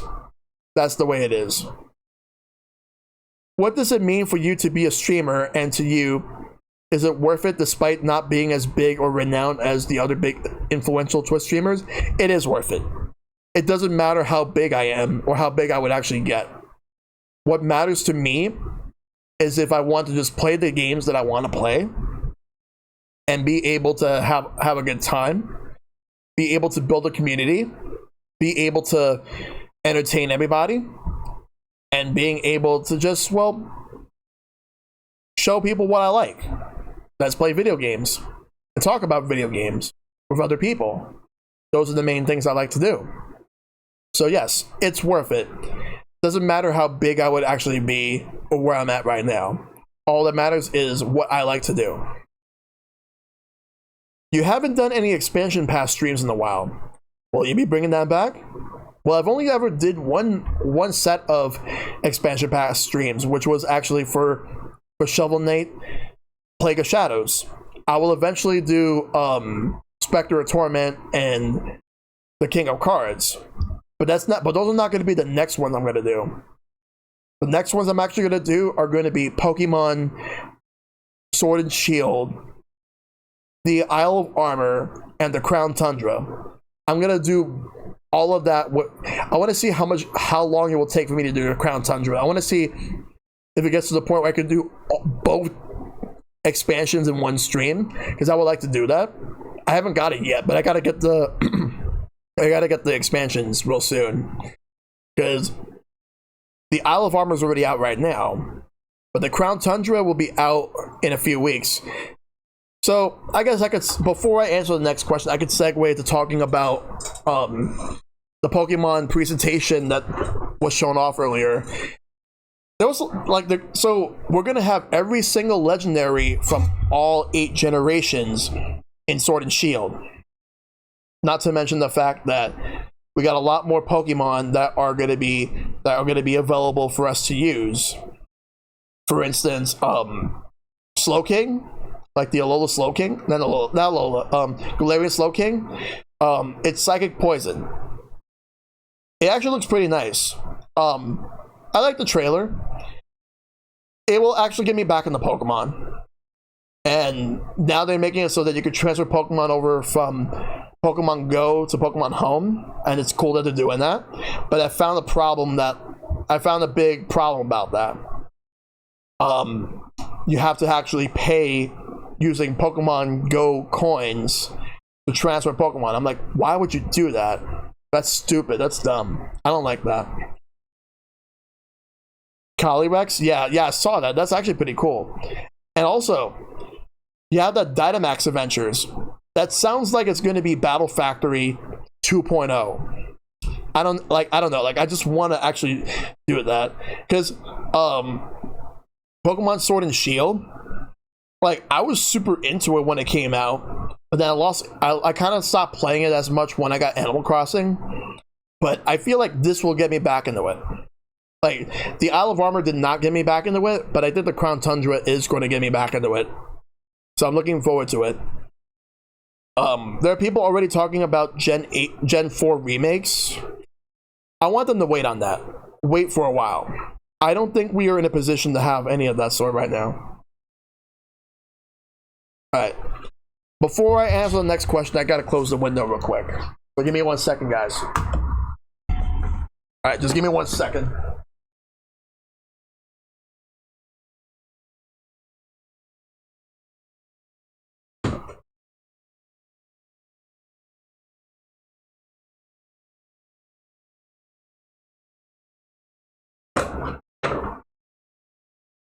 Alright. There we go. No, because it's raining right now. It's raining really hard, so I had to close the window. Alright. So, let's continue. Alright. But yeah, I'll just focus on the DLC for this year. Remakes should not come out for a while. I would say, like, hold off on anything Pokemon, like the mainline Pokemon related, for a good long while. I really think that they should just focus their energy on the next game when they're getting ready to. But now, just give us spin-offs. Like, we're gonna get the new Pokemon Snap, which I believe will be next year. I do want to get that when that comes out. Alright. So let's answer the next question. But before I do, that music video was awesome. Like, they showed off so many different deep cut references from multiple Pokemon games, and I thought that was really cool that they did that. That's just crazy. Alright. So the next one is this. Are there any games you wanted to try the most, but couldn't, because of a system you don't have? Absolutely. I don't own the PS4, but there's so many games on there that I actually want to do. I want to do God of War. I want to do Spider-Man. Horizon Zero Dawn. There's so many other ones. There's so many other games that I really want to do. But yeah, I really want to go out and on my own accord and actually just play all those games on PS4, because right now it's only PC and Switch for me until I can actually get myself a PS4, which when I eventually do that, I would like to do it, but it's more of a matter of what I can do, and hopefully I'll be able to do whatever it is I want to do when the time comes. There's also some stuff on Xbox, like Rare Replay, because I want to eventually stream the Banjo-Kazooie games. I don't want to use an emulator for those. I'd rather just play it on Xbox One, like with Rare Replay. I think that if I were to get Xbox Series X, I might actually just do it there with Game Pass. That's what I'll probably just do. Just do Game Pass. And then be able to play that, play Battletoads, play a bunch of other games. Because there's so many great games on all those platforms that I still gotta play. I know Horizon Zero Dawn's on PC, but my PC is probably not going to be too good for that right now, like while streaming it. But I gotta figure that out eventually. Also, I just noticed that that Darkus actually wanted me to dab, so I just noticed that now. I didn't see that. But yeah, as far as everything else goes, there's so many great games I still got to do. It's just that some games I just don't have the platform. If I had the platform, I would totally do it. But yeah, like it's just really crazy that there's just way too many games this generation, more so than the last one that I want to play. I'm going to read the next one in a second.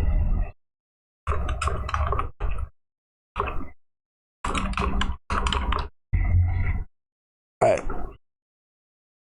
Yeah. All right. So the next question is going to be, do you have any lofty goals in whatever context? My main goal right now is to get myself a job. I'm looking to get some employment so I can start saving up money and move out, and then just start a new life for myself on my own, and being able to be more responsible for myself than ever before. That's the main thing that I want to do. For streaming, my main goal, still do what I gotta do, just entertain you guys a lot more, be there for you guys a lot more, play the games, and have a good time with you guys. That's all I want to do. That's the main thing. What is your favorite 2D platformer? My favorite 2D platformer is, let's see. Damn, that's a loaded question. There's way too many great games out there. There's way too many great games because I'm trying to figure out what do I want to choose as my favorite 2D platformer. There's a lot. There's way too many. I don't know what to go with. But what I do know is this. I'll name the ones I really like. Like I said, all those Mega Man games that I mentioned earlier that I enjoyed the most, those games. Like mainly 2, 3, 9, 10, 11, X1, X4, 03 are the ones that stand out. Easily. The ones that stand out.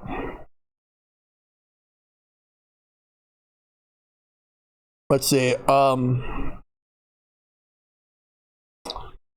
Let's see. What else? I would also like to mention that I also like Castlevania games. So Castlevania 4, Symphony of the Night, though that's a Metroidvania, but Symphony of the Night easily.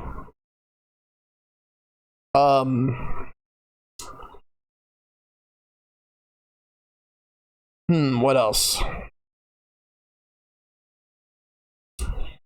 There's just way too many great games out there that I really should be playing. But yeah, like I highly recommend playing like Mario games as well. Mario 3, Mario World, New Super Mario Bros. U. In my opinion, out of all the New Super Mario Bros. Games, that's the best one. Let's see.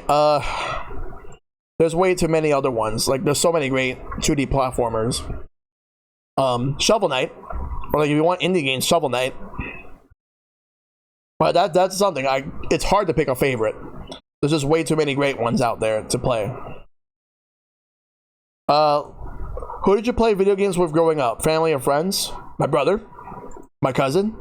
Had a lot of friends that played, but my brother, cousin. Oh yeah, Sonic. Yeah, Sonic. How could I forget Sonic? Sonic Mania. Buy Sonic Mania. Buy the Mania for the Mania. But yeah, my brother, my friends that I've known, like some, not all of them, but like I have a few friends growing up, and then also high school as well. Back when I played the Pokemon card game, college friends. I play a lot of great games that I'm glad to have played. What about Mario? Easily, like New Super Mario Bros. U, Super Mario World, and Super Mario Bros. 3 are the ones that I would pick the most.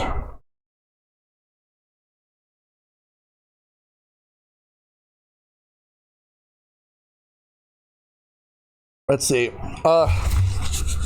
But yeah, I played a lot of video games with people growing up, and it was always a good experience. And I'm just happy to do that. Let's see. Next question. What's the best game you played since your last birthday? The best game I played since my last birthday. We got Luigi's Mansion 3. That's definitely one of those. Let's see. Resident Evil 4, Tales of Vesperia, Undertale.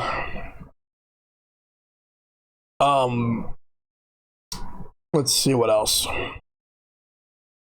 Animal Crossing New Horizons. Fall Guys is definitely up there. Let's see.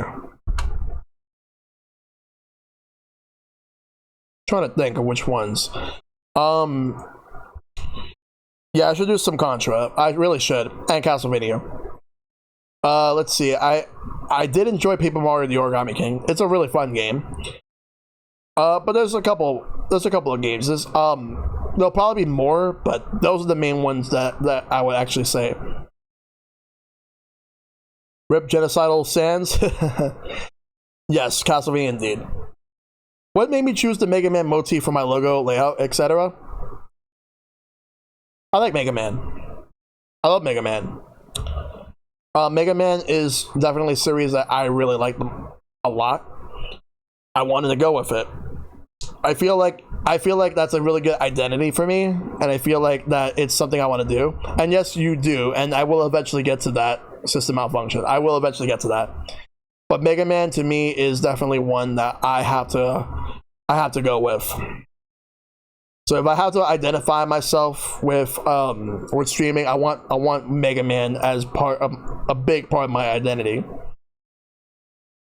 Mainly because of the fact that Mega Man is a series that I can always go back to and rely on being there as a game that I can play confidently. Alright. So, next one. What type of music do you listen to? Already answered that. Hard rock and metal. Okay, when things are better in the world, would you do live streams at events or conventions? I've actually thought about that, but the problem is a matter of how feasible it could actually be for me, because in case if I stream and all of a sudden the internet just randomly goes out because of all the interference, because that's the thing about conventions and big events. There's always going to be a lot of interference, and once there's interference, it just all stops. And the thing about that is I just want to be able to do what I like to do at at conventions. I'd like to mostly focus more on what I want to do for myself, or whenever I want to do things with my friends. That's just the main thing about that. So I thought about it. It's a cool idea to do live streams at conventions or other big events, but it's a matter of how feasible it can actually be. I have to have much more stronger equipment. I would have to use my phone.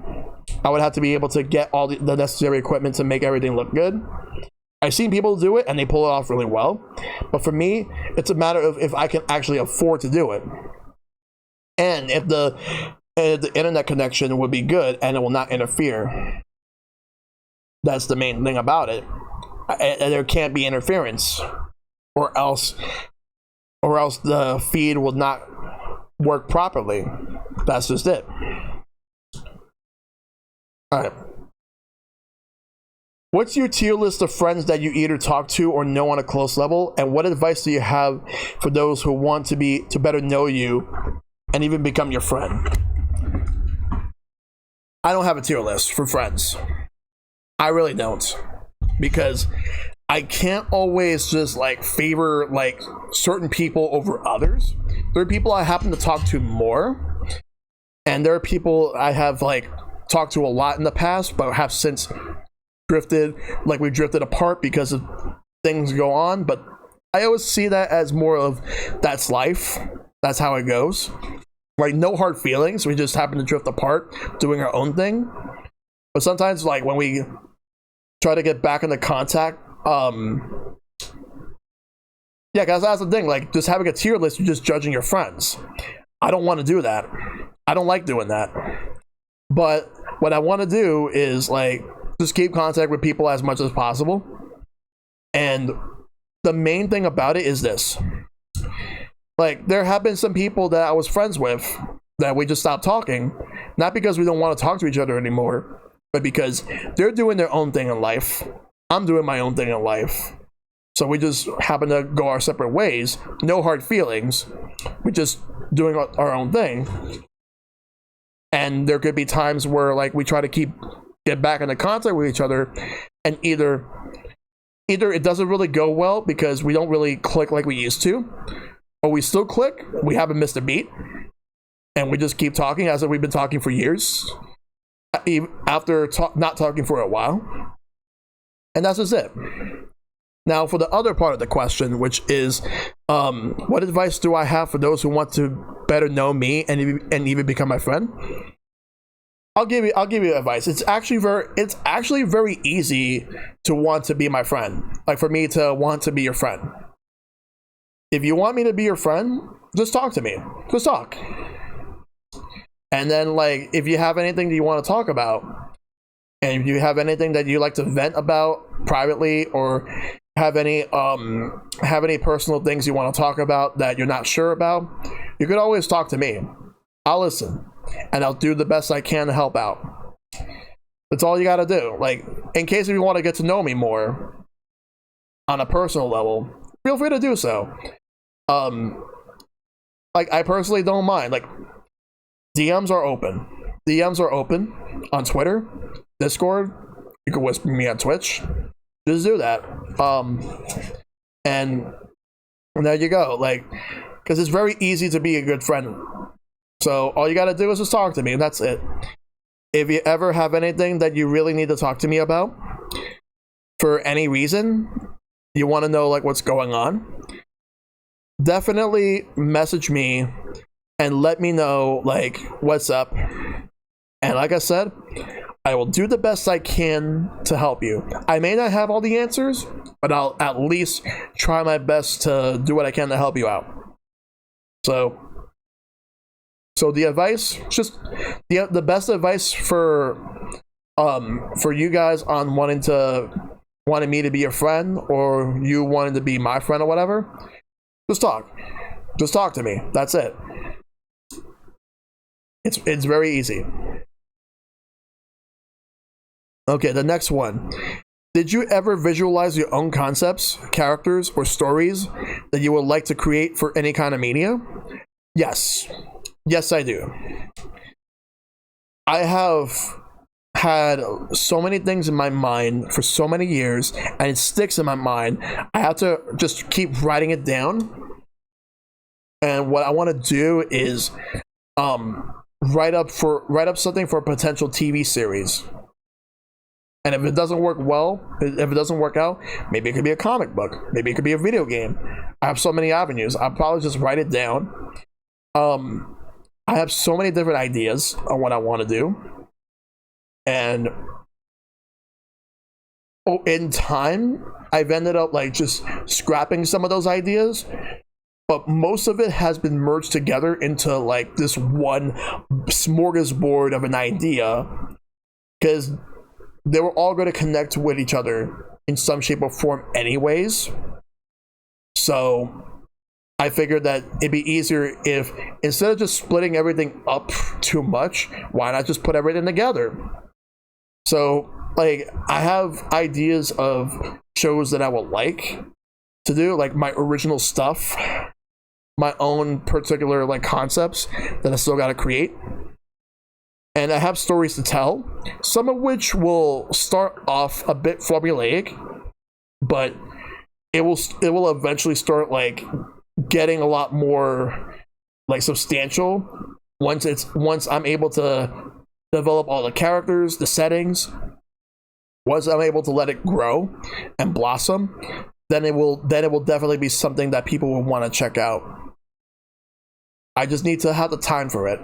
I just need to have the time to at least write a script for a potential pilot for a show that may or may not ever get picked up. And if it would ever get picked up, I've thought about going to Cartoon Network. And pitch them 2 versions. One for Cartoon Network and the other for Adult Swim. And see which one do they feel would fit, where do they think would fit better. But the main risk that I have with that, with giving it to like a big company like Cartoon Network, would be the fact that you may not own the characters that you create. You may not own like anything, and you may not make that much money. Because I've heard some horror stories. I heard it was worse with Nickelodeon. Because with Nickelodeon, the moment that you sign a contract with them, once you pitch a pilot to them, you're practically signing away your IP that you created. You don't own it. They do. And they'll pay you up front. They'll most likely not going to be paying you anymore afterwards. When a show would be successful, they're going to be reaping the rewards. You'll be lucky to get more. You'll be lucky to get more revenue out of that. But it's not just about the money, it's about featuring it. And Nickelodeon has a really bad tendency of showing something new, and then the moment that the ratings start to dip, they send the show to die. And they put it on deaf time slots. Or they'll banish it to Nicktoons Network, where not a lot of people seem to have that network, which is a shame. And it gets to the point where they end up just pulling the plug on the show. They did that most recently with Rise of the TMNT, because it started off slow. I haven't seen it, but I heard it started off slow, and it's the moment it started to get better, and the moment that the show was starting to grow on its own, canceled. They just aired the rest of the show on Nicktoons. They should have just kept it going. At least keep it going until you let it finish, like you did with the CGI one, which was really good. Like, just finish it. That's all you gotta do. Just finish the show. And don't get me started on wanting to give it to Disney. Look what happened with Gravity Falls. After the second season, Alex Hirsch wanted to end the show on his own terms, which, like, I have no problem with that. If you're going to end the show, it's always better to end the show on your own terms rather than what the networks want. Because the networks actually wanted to keep the show going because it was super popular. But then, like, he wanted to end the show at the end of season 2. But from what people think is that the second half of season 2 was originally supposed to be season 3, but that they merged both seasons together because both of them have like 20 episodes, with the last episode being a 1-hour episode. I've heard mixed things about Breadwinners, but I haven't seen it myself. But I did see Gravity Falls. I love that show. Great writing, great characters. It started to get really better in the second season.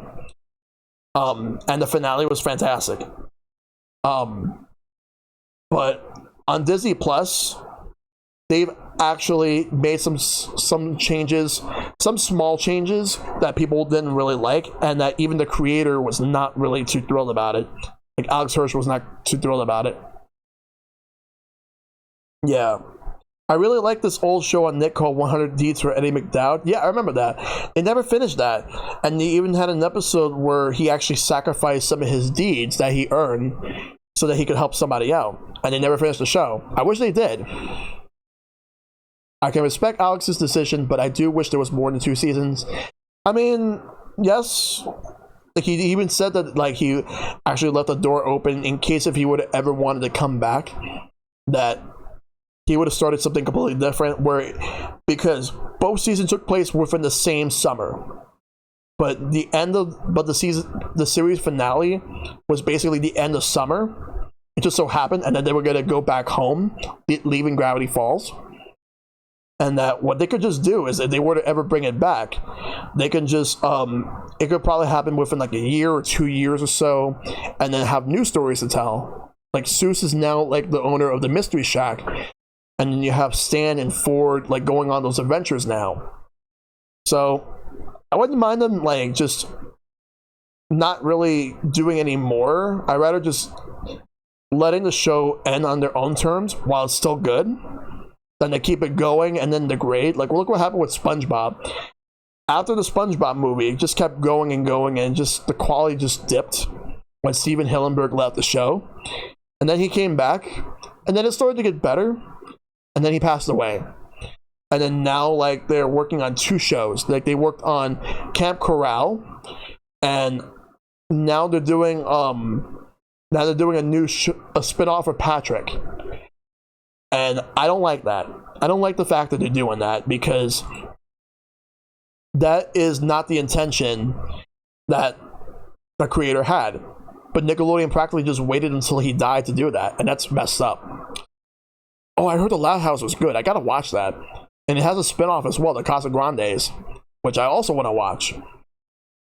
But yeah, like, that's just basically how I feel. Like, if I were to ever venture out into making shows, I have to do this knowing that depending on who I sign a contract for, I may not own my own work. I may happen to work on it, but I may not own it. Yeah, the Patrick spinoff is in the works. It's not out yet. It's in the works. And it received negative backlash the moment it was announced, because nobody wanted it. I really think SpongeBob should have ended with the first movie. That's just my opinion. But SpongeBob was like one of the biggest money makers for Nickelodeon. So of course they were going to continue it. And then they made 2 movies, one of which came out this year. Or actually, no, I think it got delayed, because it was supposed to come out in theaters, but it got delayed. I don't think it actually released. It was Sponge on the Run. Yeah, it did get delayed, because Battle for Bikini Bottom Rehydrated was supposed to tie in with that. So they rushed that game just to meet that deadline. Then the movie got delayed anyway. So, though they did patch a lot of the issues that Battle for Bikini Bottom had, which I still want to get it, but at the same time, if I get it, I will get it used, because I don't want to give any money to THQ Nordic, because they did some really shitty stuff back in, like, I think it was last year. So I'll probably just get it used so they don't get my money. But that's another topic for another day. But yeah, that's basically how I feel about if I were to ever like share any stories or concepts I have for anything, like any type of media I want. So let's go for the next question. And this is a good one. What has gaming meant to you during the COVID-19 pandemic? And how has it helped keep things together? Great question. That's a great question right there. So, for gaming, like I spent a good portion of it playing Animal Crossing, but I also play some multiplayer games with people. Because I can't go out to hang out with friends. I can't have friends come over. Even if like I were to have friends come over to wear a mask and all that, we can't do that. We have to make sure that we stay safe. Everybody has to stay safe. No one knew how long this was going to last. Like, I actually thought that this was going to last until the summer. And here we are now, in autumn. And I really think that this is not going to end anytime soon. But regardless, because I miss hanging out with friends. I miss hanging out, doing things like going out, like ramen nights, going out, watch movies with friends and all that. But my health comes first. So no matter where I go or what I do, I'm always going to wear a mask. I will always social distance. So I will make sure to do what I can to stay safe and stop the spread. So that's the main thing. But as far as gaming goes, it's helped a lot. Like, it's helped a lot. Not just gaming, but streaming. Because if there's things I could still do, it's game and stream, which go hand in hand with each other. So I can still do all of that. So, and to do that while having you guys watch, it makes me really happy. It makes me appreciate all you guys a lot for everything, especially with the way things are right now. It's just a difficult time. It's been a difficult time, but we're getting through this. We're going to continue to get through this. And when things eventually get better, when things eventually do get better, we'll be a lot stronger than ever before. Because unfortunately, I did lose a friend to COVID. A high school friend. He was in my graduating class. And I still think about it. That he was diagnosed. And then he passed away a couple days later. The moment that I seen him post on Facebook that he got tested positive for it. And this is unfortunate. But yeah, no one should take this for granted. Wear a mask if you're gonna go out, and just do what you gotta do to be safe. You gotta do what you gotta do to be safe. You can't just because there's so many people who go out without wearing a mask and refusing to do so, refusing to social distance and everything. You can't just do that and then just risk. It's not even about risking their health. They're risking the health of everybody else. You don't want to do that.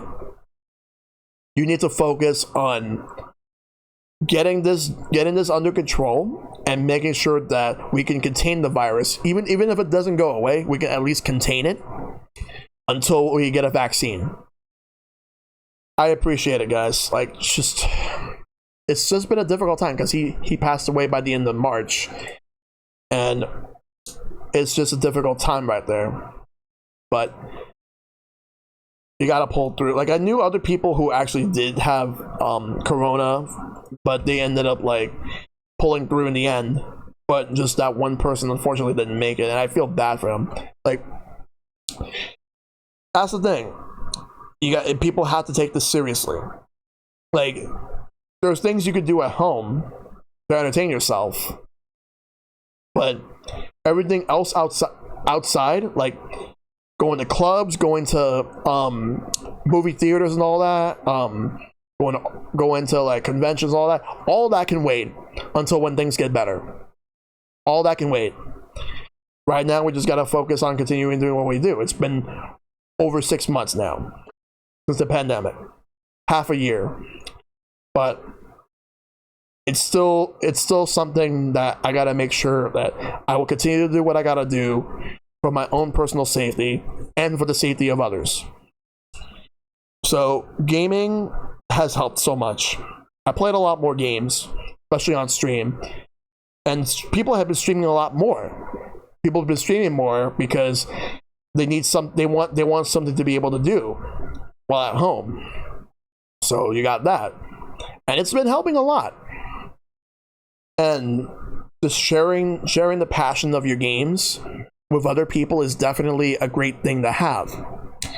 So with this difficult time, I have to say, I'm just grateful to be doing this, not only for myself but for you guys.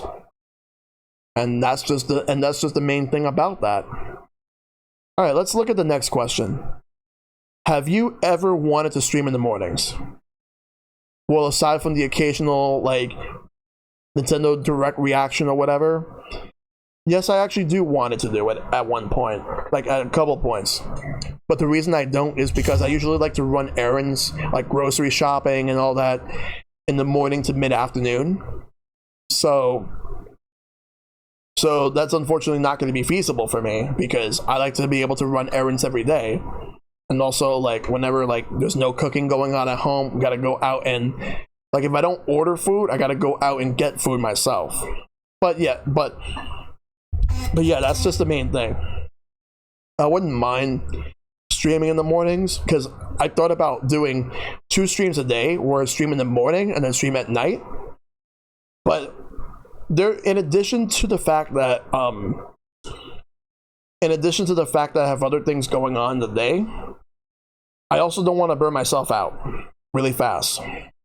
I get the whole burnout thing, where there are people who will feel burnt out on streaming, like I talked about earlier, about how there are people who just stop streaming because it just stops being fun. But I feel just doing that all too fast will eventually make it even less fun than how it is if you're just doing it once a night. But all I gotta do is just make sure to just continue doing what I gotta do. But eventually, I would like to do 2 streams at in one day on a regular basis, but that's not going to be happening anytime soon. All right, what are you looking forward to? What are you looking forward to doing after 2020 has ended? What am I looking forward to doing after 2020 has ended? Well, we just got to see how 2021 unfolds, because for all I really think that this whole COVID-19 pandemic is still going to be going into early 2021. So it's still going to be the same for me. Just stream at night and continue to play the games I like to play. So what am I looking forward to? Well, the main thing, actually going outside for fun. That's the main thing I'm looking forward to, like once things get better. Going outside for fun. And hanging out with my close friends. Those are the main things. Hanging out, just seeing people that I know in general. That's the main thing that I would actually like to do.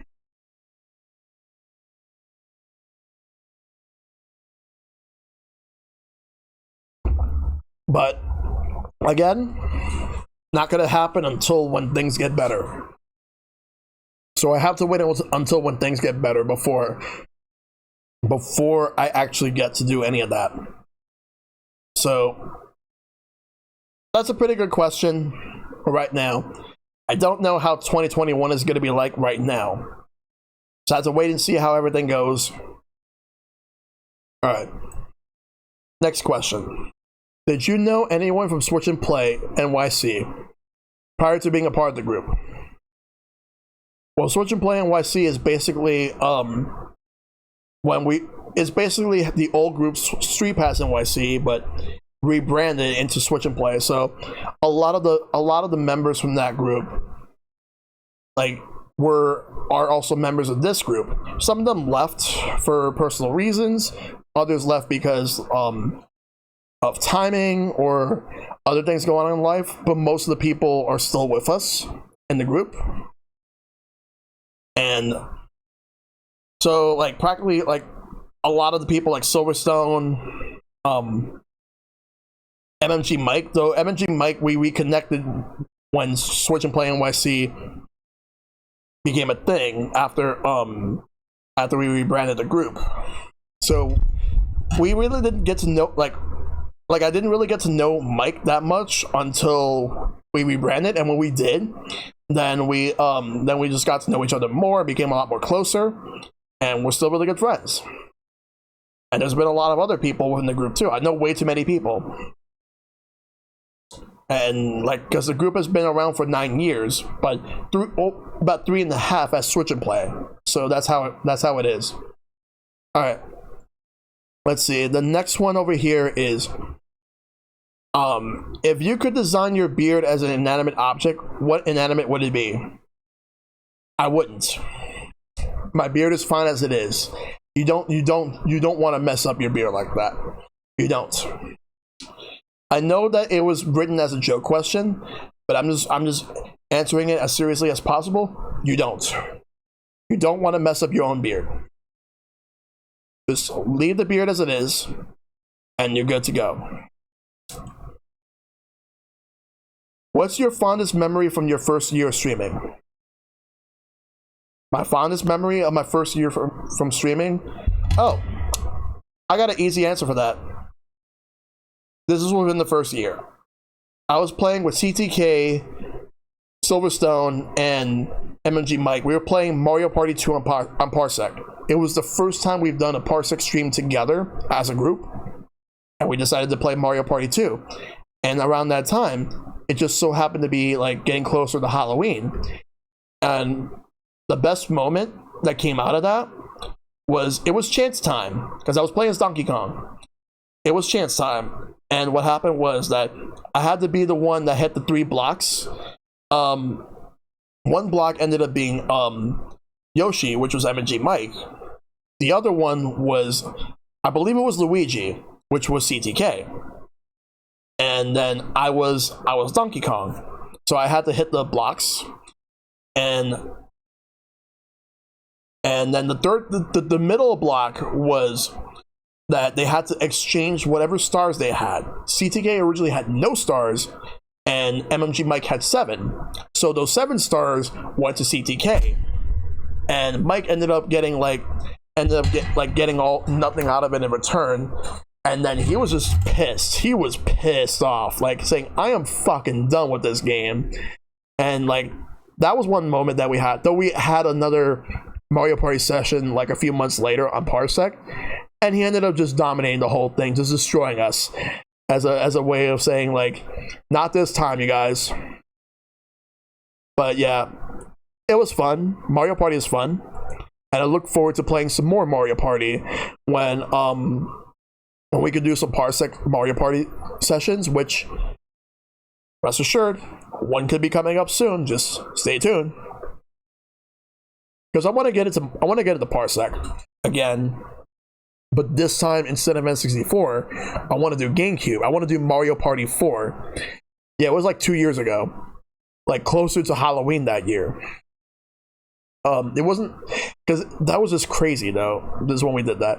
But yeah, I'm looking forward to doing more Parsec. I want to do Parsec GameCube. I want to do Parsec Dreamcast and some other stuff. I'll have to figure all that out eventually, but it's something I would like to do. Other fondest memories for streaming within the first year. Well, I got to play Earthbound. I've beaten Earthbound many times, and it's one of my favorite games of all time. So I got to play Earthbound again, and Earthbound is a great game, fantastic game. I highly recommend anybody to at least play it once in their life. You may think it's just like an RPG in the modern times, at least from when it came out in the 90s, but there's a lot more to it. You got to play the game. The story is just fantastic, and everyone should play it once, at least once in their life. All right. And the only other fond memories from the first year, well, when I've been doing all those like milestone streams, like when I celebrated the amount of followers and all that stuff, those have been good times. Alright. But yeah, that's just about it for that question. Okay, the next question. Where does your name come from? The name ShellshockPrime. Where does it come from? Okay, that's a good one. I'll tell you exactly where it came from. Alright. The name Shellshock was basically an internet name because I was a huge fan of Ninja Turtles, as well as in the first Pokemon movie, there's a Blastoise named Shellshock. And I originally went... There was a Pokemon message boards at the time for the Pokemon TCG named Pokegym, which was used to analyze all the events that are coming up. Like, check out all the events for tournaments and league play. And also, I used that as a way to look at card info, and also not only card info, but also like strategies and all that stuff, discuss with other people, and then play card games with people at Pokemon League as well. But I used to go by the name of Blastoise Shellshocker because of the Blastoise named Shellshocker.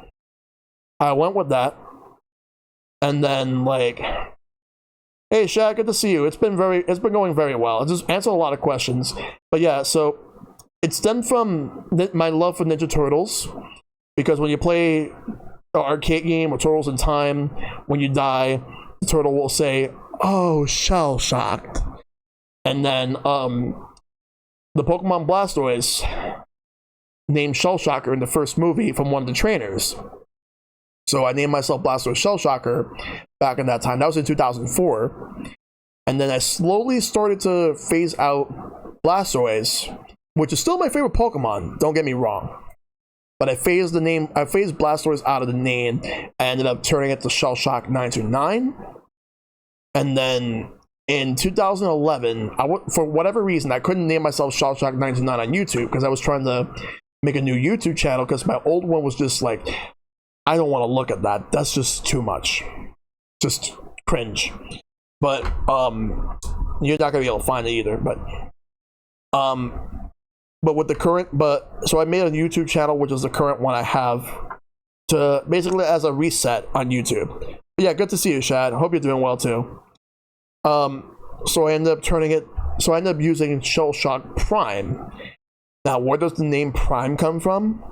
Well, it's not Optimus Prime, and it's not Amazon Prime, because for whatever reason, I thought to myself, there's so many people that could use the name Shellshock, but there's only one that matters. At the time, that's what I thought. I don't know why I thought that. There were times as recently I thought that, but I'm like, you know what? I just roll with it as a more of like a tongue in cheek rather than taking that seriously. But so I ended up using the name ShellshockPrime, and I ended up changing, like, in time, whatever service I'm in, changing my handle strictly to that. And then I had people ask me, why couldn't you just name yourself just Shellshock? I can't. It's taken. It's already been taken because there's so many people who would just take Shellshock. And I thought to myself, what if I decided to change my name on Twitch to just Shellshock? I can never do that because somebody already did it, and they're a Twitch partner. Not to mention, I get so many people messaging me saying, hey, your name is similar to Shellshock Live, that video game. I get that so many times. I still get that.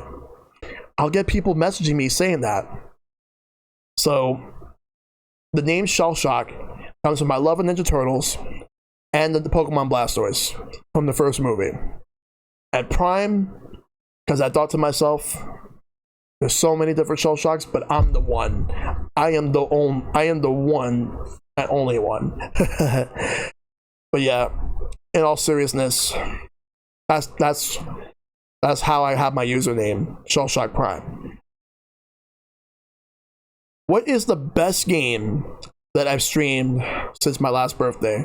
Didn't I answer that already?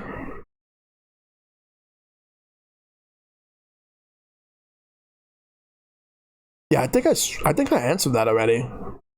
Yeah, I answered that. I think that somebody probably put that there twice, but yeah, I answered that one already. Okay, then I'm gonna have to move on to the next one. I am the one. Don't weigh a ton. Don't need a gun to get respect up on the street. Oh my god. Okay. Hyperstone Heist speed runs when? I'm not that good enough of a speedrunner to speedrun that game. If I want to speedrun a Turtles game, it's going to be Turtles in Time. Don't get me wrong, I enjoy Hyperstone Heist on the Genesis, but to me, the best Turtles game is still Turtles in Time. Whether if it's the arcade version or the Super Nintendo version, which the arcade version is great. It's great fun for 4 players, but the Super Nintendo version is great overall. Don't play Reshelled. Don't play that Xbox 360 remake, Turtles Reshelled. It's not good. And then they took it off, I believe in 2012, because Ubisoft lost the license. Because they were the ones that remade it, and not Konami. They lost the license. Then Activision got it. Nobody has the Turtles license. So there was that one Ninja Turtles arcade game that I played at Dave & Buster's last year. And also at round one, not last year, 2 years ago. It was I think it was based on the 2012 series. It was from Raw Thrills, and oh my god, that is actually really good. The problem, Raw Thrills doesn't really bring their games over to home consoles. I really wish they did. That Ninja Turtles game would be amazing if they would have bring it over. And like they did this thing with Nintendo to bring a new cruising game to arcades, Cruising Blast. That should be ported to Switch. That should be on there. I would play that. But yeah, I don't see myself doing Hyperstone Heist speedruns anytime soon, let alone Turtles in Time. I really would like to do speedruns, but if I'm going to do a speedrun, it's going to be Mega Man X. I'm gonna be practicing that if I would ever go that route. I would do Mega Man X. Eventually. Okay, next one, and this is an interesting one. What's your favorite Metroidvania? What's my favorite Metroidvania?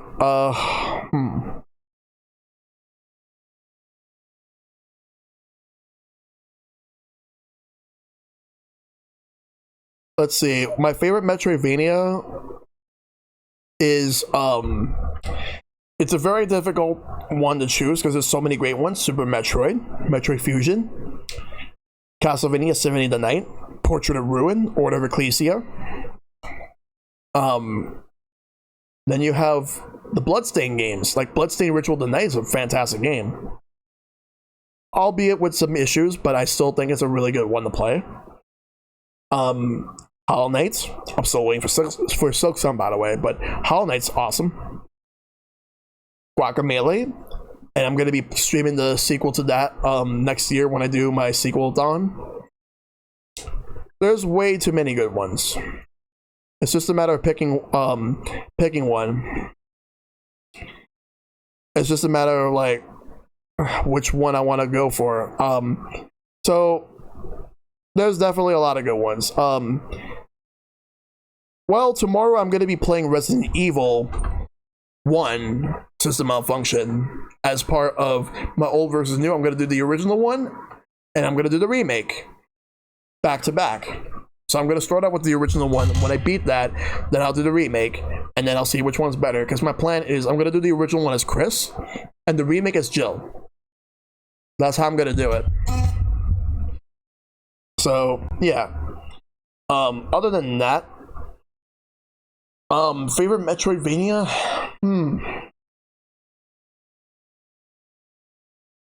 I guess I'm just going to have to go with, the safe answer is either Super Metroid or Castlevania Symphony of the Night, but Hollow Knight's a good one too. Let's see. Let me look at the next batch of questions.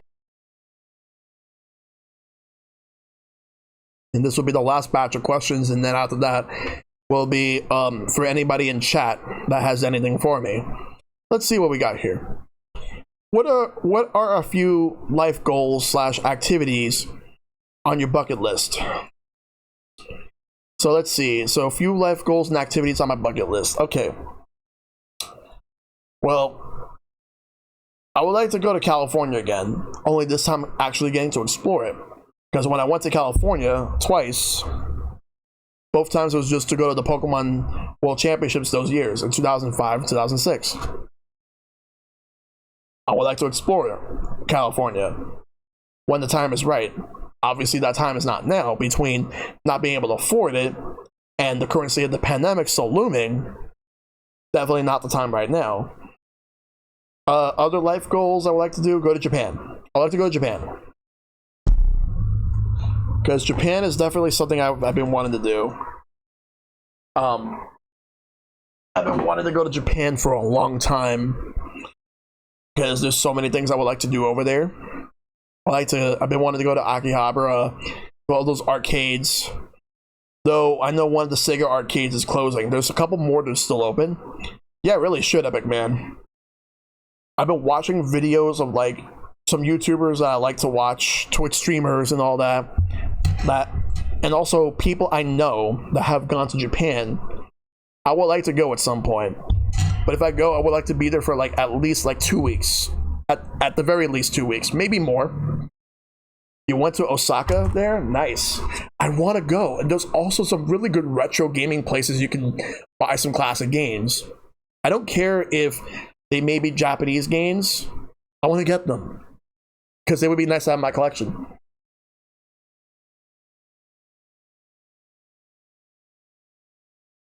Alright. But yeah, I definitely want to go to Japan at some point. Even if it's at least once. They do have a book off there? Yes. So I've been watching a lot of videos. Lots of people have posted on where they want to go, like Tokyo, Osaka, Akihabara, Shibuya. Also want to go and visit Mount Fuji. Lots of retro games to get, yes.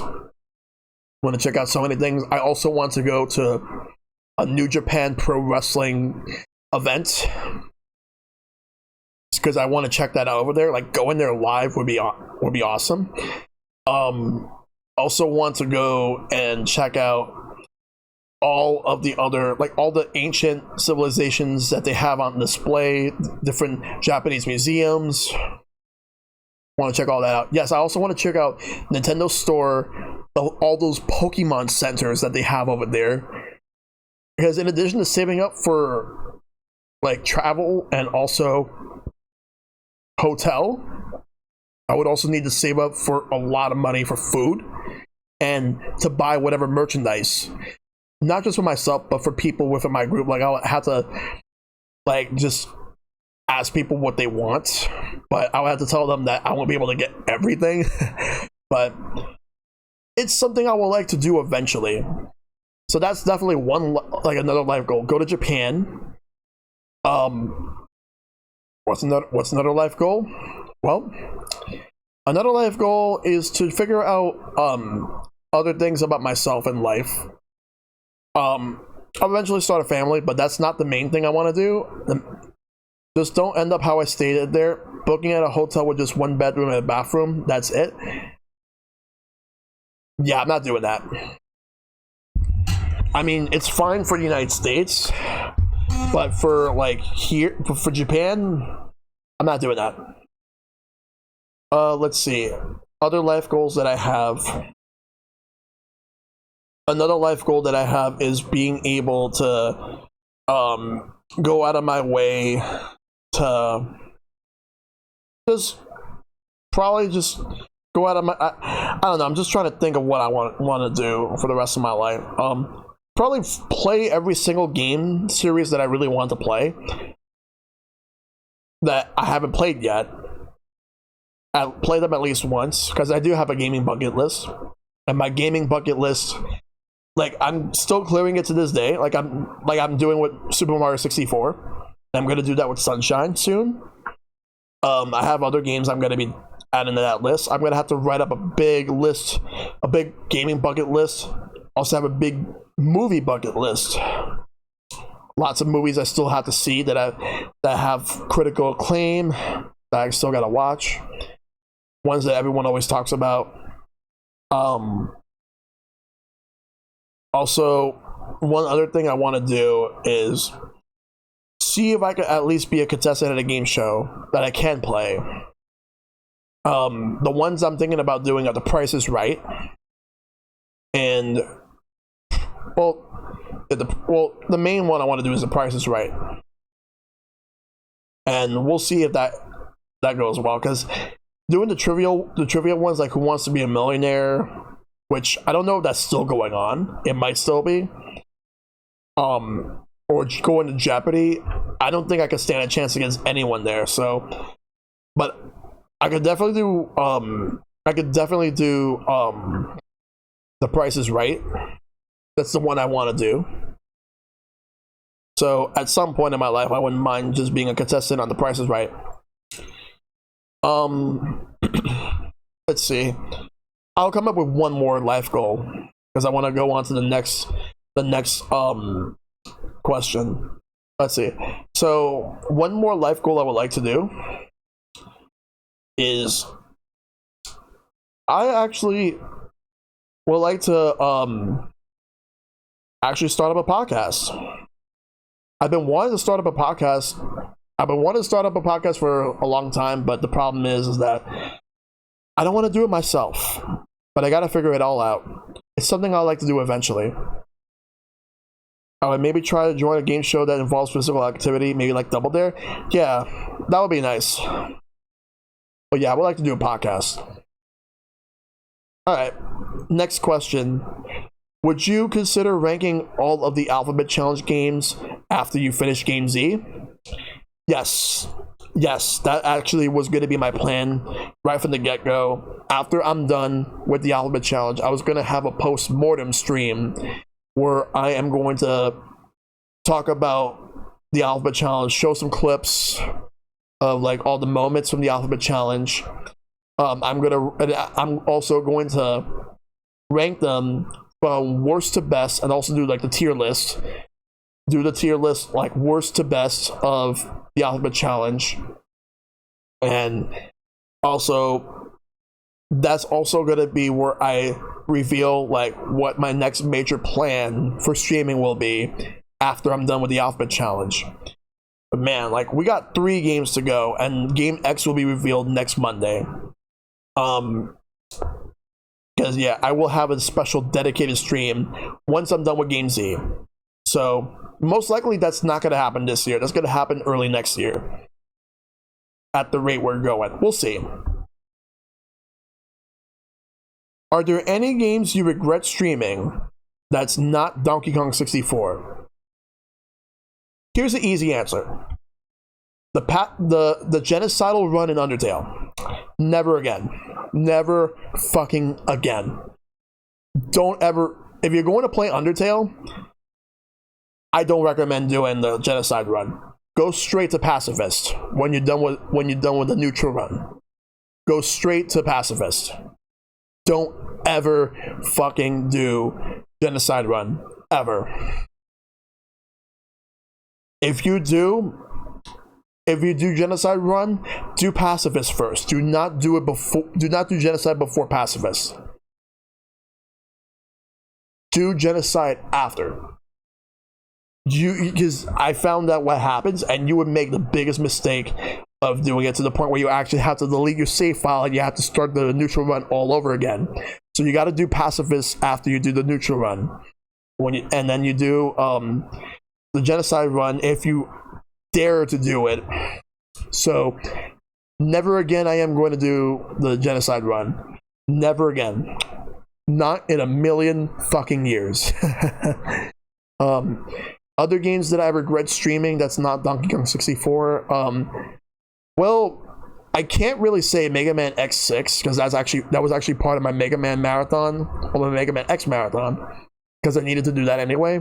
But if I wasn't doing that marathon, I sure as hell wouldn't do that. And I'm never playing that game ever again. Mega Man X6 is hot trash. One of the easily the worst Mega Man game I've ever played in my life. Especially out of the mainstream Mega Man games. Never again will I do that. Mega Man X7 is pretty bad too. I will never do that again either. I'll applaud it for at least trying different things, but it still fucking sucks. So never again for Mega Man X6 or X7. But even though I still regret them anyway, they were part of a marathon that I still had to do both of those games regardless. So yeah. What else? Even though I had a great time playing with the guys, I ended up not really enjoying Crash Team Racing Natural Field as much as I was hoping I would. Mainly because of the way some of the kart mechanics worked compared to Mario Kart or even Sonic and All-Stars. I mean, I like the original one a lot. It was a great game. But I think that some of the ones that they added from some of the other games just didn't really mesh well for me. It's not a bad game, but it just didn't seem to work out the way I wanted it to. But that being said, I still have to do the original Crash trilogy, which I will do. I will not do old versus new Crash Bandicoot because the only thing that's really different from what I've seen between the original games and the remakes are graphics. But I'm probably just gonna stick to just doing if I'm gonna play any of them, I'm just gonna stick to the remakes. That's what I'll do. And I know you would definitely want to see me do the remakes, Epic Man. I would play the fourth game, but the thing is, I don't have a platform to play it on. It's not coming on a Switch now. It's not coming on a PC. Most likely they'll release the Switch and PC versions next year. I will eventually play Crash 4 because I know it's coming out on Friday. So it's only coming out on PS4 and Xbox One for now. But eventually I'll get to the Crash games. But yeah, Crash Team Racing Natural Field just ended up not being my cup of tea. Not bad, but it just didn't work out. Let's see. Yeah, I hope it does come to other platforms. Let's see. Other games I regret streaming that's not Donkey Kong 64. Oddly enough, I don't regret Sonic Forces. It's just one that I just wanted to get out of the way, and just I was ready to shit on that game, but there was really nothing to shit on. It's just there. It was just there. So many moments where it's like the only reaction I got whenever I finished a stage was like, that's it? Because I was expecting more. It seemed like it was building up to something, only for the stage to just end. And the final boss, some of the boss fights were pretty underwhelming. And the music, I was not really feeling it, except for the main theme. But the music was just kind of like... That's the first Sonic game I could say in a while where the music just did not like gravitate towards me. And most Sonic games, even good or bad, at least the music would be enjoyable. But only just one track, and that's the main theme in Sonic Forces, and that's it. But I don't regret streaming it, oddly enough. But all I did was just borrow it from my buddy Mecha Dragon 101. Did it in 2 sessions because like I did it two-hour sessions, and I ended up beating it. Gave it back to him after I beat it, and that's it. I do, however, happen to regret. I know it was a choice that people pick for Alphabet Challenge, but Quest of Dungeons. I just couldn't really think of anything with Q in the name. But that's just about it. I don't really regret a lot of the games that I played, to be honest. Are there any other types of streams you like to do outside of video game streams? If so, what would you like to do? All right. I would like to do art streams. I would actually like to draw. I just need to get myself I would like to get myself a tablet so I can do some art streams. Because I like to draw.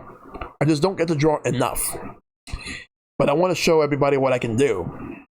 And when I eventually get the tools to do it, I would actually like to do that. So I would do art streams.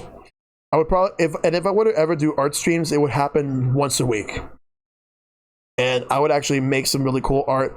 I would mainly start with what I want to do, and then eventually I would take commissions for art. Like I'm already taking commissions for some of the stuff that I do. As a matter of fact, here is some of the stuff that I actually do right now. Like, it's not everything, but I'm still working on a few things. There's some things I'm still working in the background. Like, I gotta send some commissions to people that I still have to send commissions for. So you could see some of the stuff I've done. Some of the stream layouts I've done, like for XD and for Vesperia. I've made stream labels. As you see mine right there, you see Vesperia's. And over there you see like all the logos over there. Like I made one for Shad, for Hito, made one for like Okami Hylia, so many people, Matt Big Fat, and many others. Also ended up making emotes, and I'm gonna have to add some more emotes to that I've personally made as special bonus emotes. So if anybody's ever interested in commissions, feel free to shoot me a message, and we'll see what we can do. We'll touch base and see exactly what can I do regarding like making commissions for graphics, because I do a lot of graphic design. As you see, like the logo, my own personal logo, I did not make it. I actually got that commission by a good friend, Kimberly Swanner, who makes a lot of really good art and a lot of good mugs. She does a lot of stuff for MagFest. Let me actually go and link the page that she has. I'm actually going to go, I'm going to Twitter right now just to get her page. So if anyone is interested in any of the stuff she does, this is her, okay, instead of her Twitter page, I'm going to post the link to her website. She does a lot of mugs and some other stuff. That is the link to her page.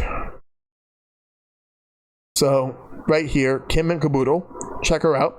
She goes to conventions like MagFest, PAX. So she made that logo for me. And it's like I also didn't do my own art for myself. because like that was from Geo the Hero, who was also a great streamer and a great artist. He worked for Dorkly and College Humor, working on some art. So he was the one that made like the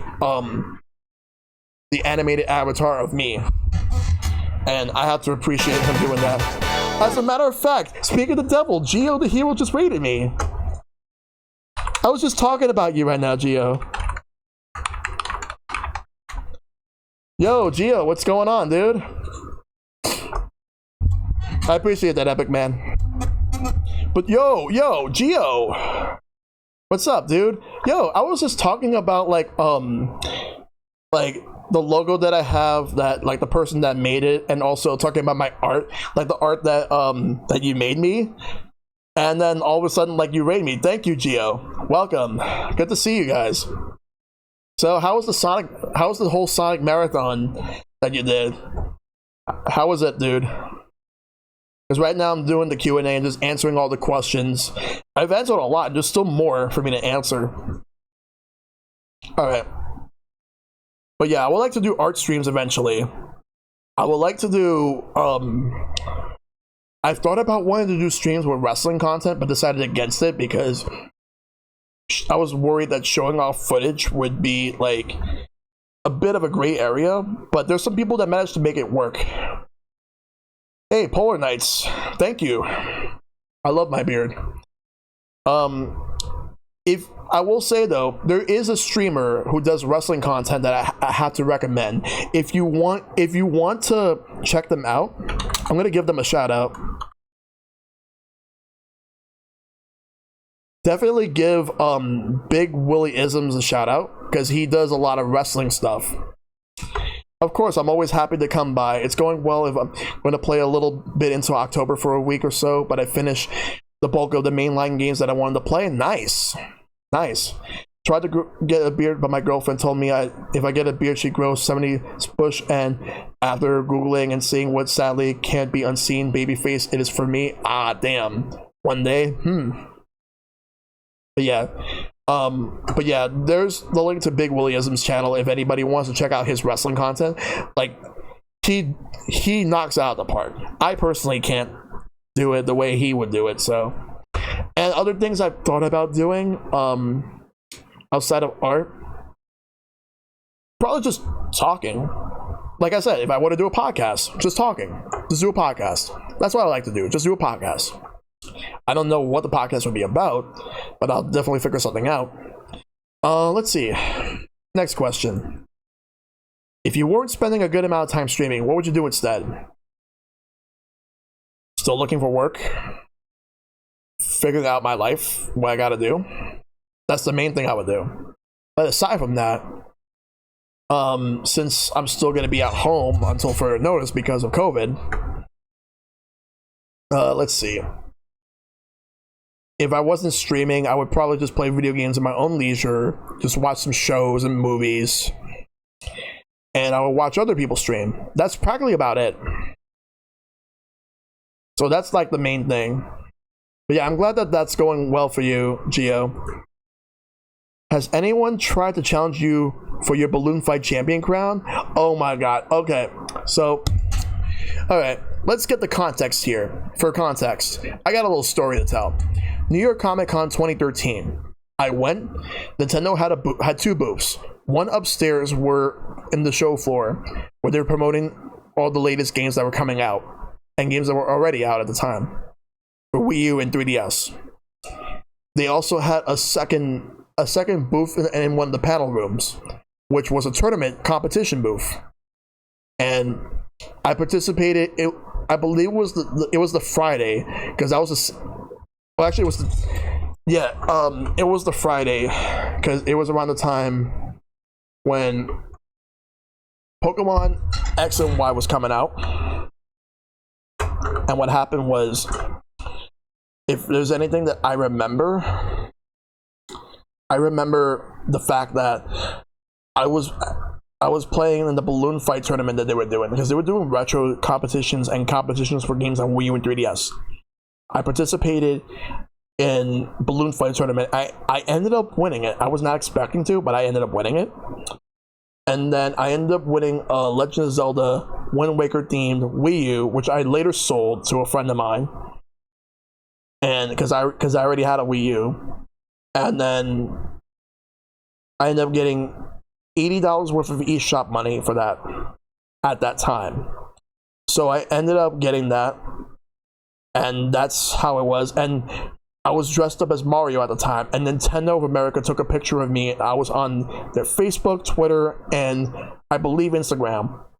That was how I ended up meeting Reggie at one of his own events that he did weeks later.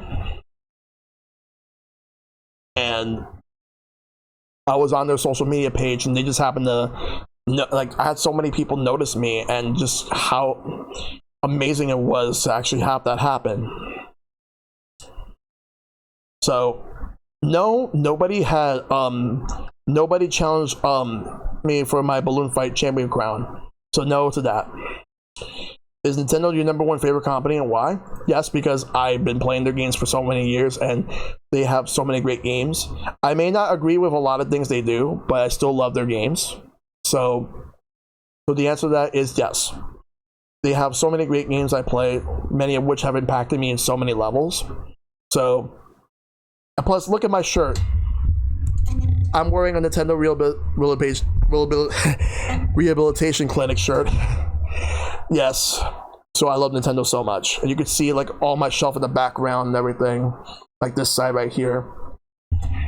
So there's that.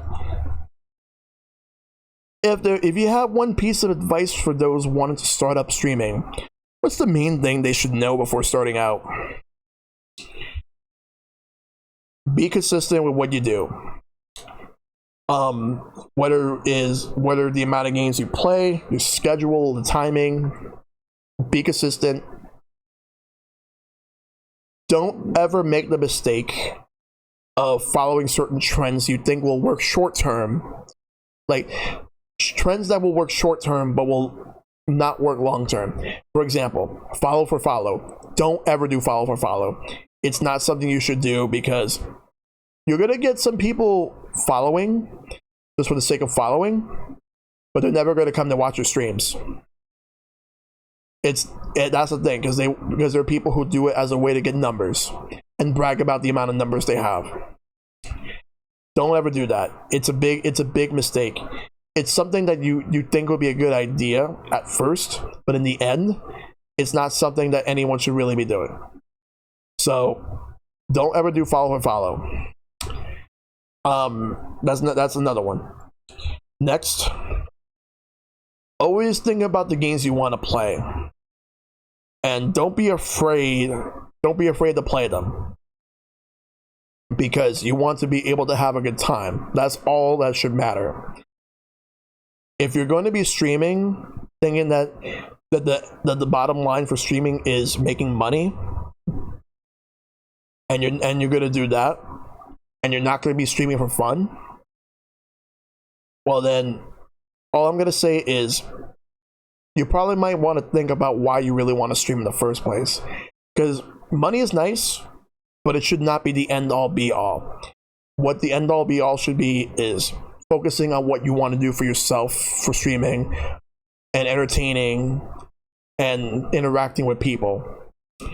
Money is nice, but it's not something that should be like the end goal. Because it's like once you start making money, it's like, now what do you want to do? You just got to figure out other things you want to do. Don't always try to go for trends. Try to do your own thing. Yes, you may play the games you want to play that happen to be trendy, but focus more on what you want to do rather than what everyone else is doing. Like how there's so many people that try to stream Fortnite thinking that they're going to get numbers, and it doesn't work. I've seen it. And it's like the moment that they stream Fortnite, and then that's all people know them for. And then eventually when they start to branch off, because I talked about it a little bit earlier, but in the context of this, when they start to branch off, it gets to the point where people don't care. They only care about one thing, and that's it. And other advice I would offer, whenever you want to ask, like, always ask the people that come into your chat for feedback, and like asking them how you're doing, and if there's any areas that they think that you can improve on, listen to them.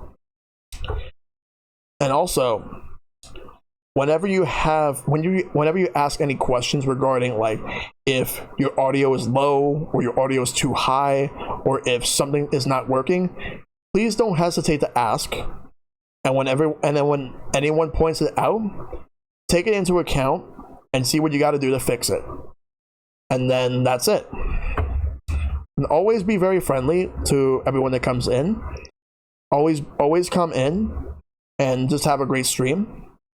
But if there's anything you need to talk about, feel free to talk about it.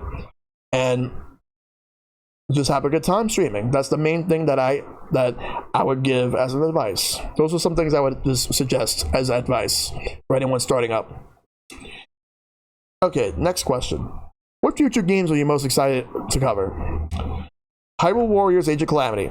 Easily. Hyrule Warriors Age of Calamity. I'm looking forward to getting that game. It's going to be awesome. I can't wait to play that one. I love that game so much. Well, I love Breath of the Wild, so of course I'm going to play this. I didn't play a lot of Hyrule Warriors, but I love Breath of the Wild, so I think that I'm going to be playing a lot more with this game. Yeah, it's like, never would have expected that we would get a prequel to Breath of the Wild in this fashion. I wanted one, but I didn't think we were going to get it. Here we are. So that's one. Another one that I'm excited to cover, I'm going to cover it on Thursday, Super Mario Bros. 35, the Battle Royale with Super Mario Bros.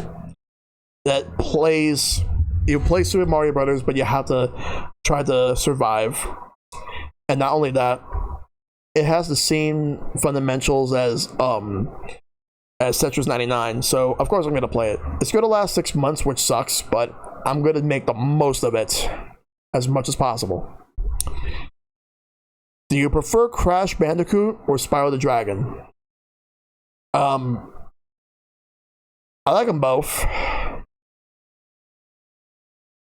I think in terms of characters and lore, probably Spyro. But in terms of the wittiness and how like zany the characters can actually be sometimes, Crash. I like the character designs for Spyro more, but I like the characteristics in Crash more. So I like both in different aspects, but if I had to choose which gameplay I prefer, Spyro. I played more Spyro than I played Crash. What are your thoughts on 2020 in the early 3 months, that when the big COVID spread happened, as well as the other big events, and even now, as we are close to its end? Also, what are your thoughts about now for the rest of this decade? So, the first few months of 2020 started off okay. The highlights, like the main highlight, like I went to, like, hanging out with friends, Valentine's Day, also having the Valentine's Day date with Valentina, and also, not only that, I've also went to PAX East. PAX East was like amazing. That to me was like the last time I've had any shred of like excitement of being there. But around that time, the pandemic was starting to become like more and more of a problem, though there weren't anywhere near that many cases in the United States until after the fact. But they were taking all the necessary precautions, and they had disinfectants. They had the Purell fucking hand sanitizers. But they had those hand sanitizer stands all over the place. They made sure to take care of everybody, and they did so very well. Every single booth, the whole convention, they did everything they can. They were very good. So it's like what I thought was going to be the best weekend, at least for a while, at least like for until like something was going to happen later in the year, turned out to be the best weekend of the year for me. and nothing's gonna beat that, because once we got to the point where COVID happened and everything went out of whack, things changed. Still here, home, doing my best to stay safe. Hope you guys all stay safe. Just been streaming a lot more, to the point where now I stream 5 days instead of 4. And what are my thoughts for the rest of the decade? Well, we have an election coming up, and I know exactly what I'm going to do. I already know who I'm voting for. And anybody that knows me knows like exactly where I lean to when it comes to politics. So there's that. Plus, not to mention like trying to continue to stay safe in regards to COVID. Even though we're getting to the point where it's going to start getting colder, because we're in the autumn right now. And once winter hits, I don't know how things are going to be, but I got to prepare myself for how things are going to be when it comes to the weather and this current state of the pandemic, because we're going to go into this pandemic into 2021. So for the rest of the decade, it's going to be hard to predict on how things are going to be. But for the rest of the year, I think the rest of the year is just going to be the same thing as we already are. Oh, Peter, I want to make sure that I caught you on your stream to say happy belated birthday. Well, my actual birthday is today, but my celebration was Sunday. But today is my actual birthday. I mainly wanted to celebrate it on Sunday because of the fact that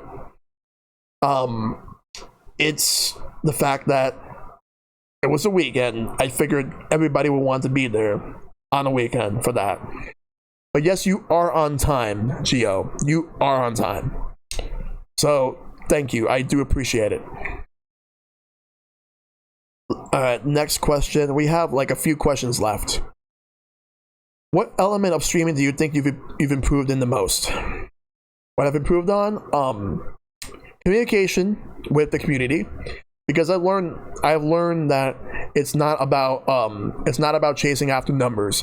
Because to me, it's not about the people who are the amount of people who are in my stream, but the fact that I want to be able to connect with the people who are in the stream. That's the main thing. That's connecting with people is more important than chasing for numbers. So that's the main thing that I've improved on.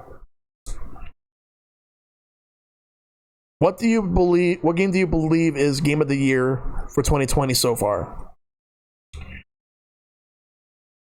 It's a toss-up for me between Animal Crossing, New Horizons, and Fall Guys. I heard Hades is a great game. I gotta play that. But I'm still waiting for Age of Calamity. That might actually be my game of the year, but we'll see.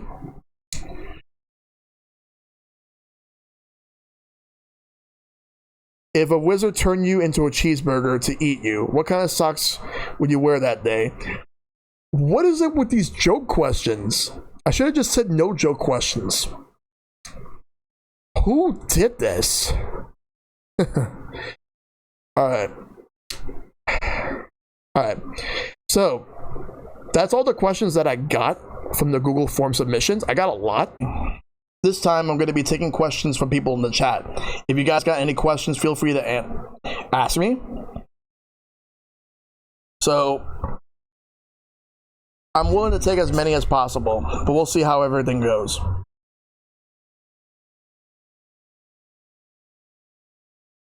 So right now, let's just figure everything out.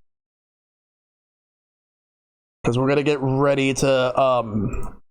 We're gonna go get ready to do some chat questions, but I want to clear something up as well. I just realized something as well before anything.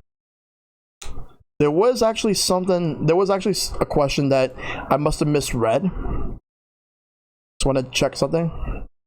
Oh, because what's the best game I streamed, not what's the best game I played. All right, so the best game I streamed. That's definitely something I got to think about.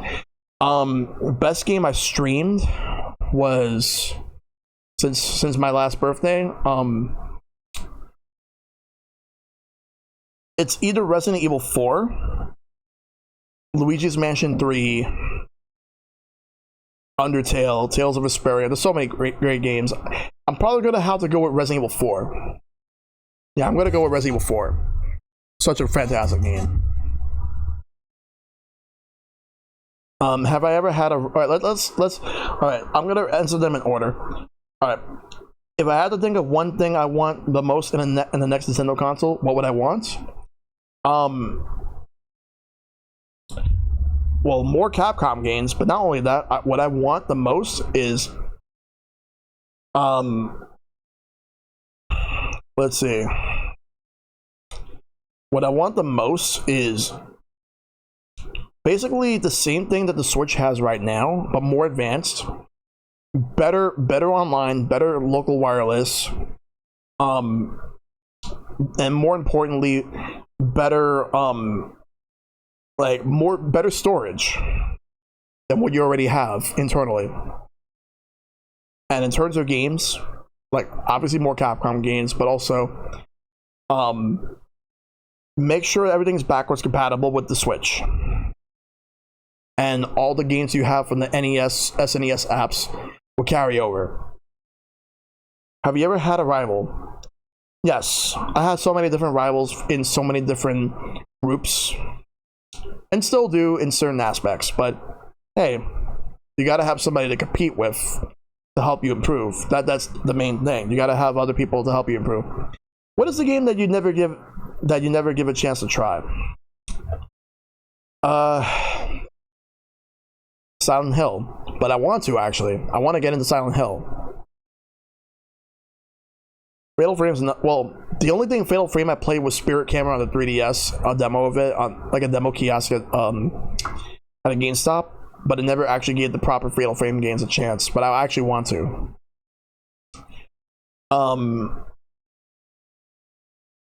So Silent Hill and Fatal Frame. All right. Let me just. If you guys have any other questions, feel free to think of anything. I'll answer anything really.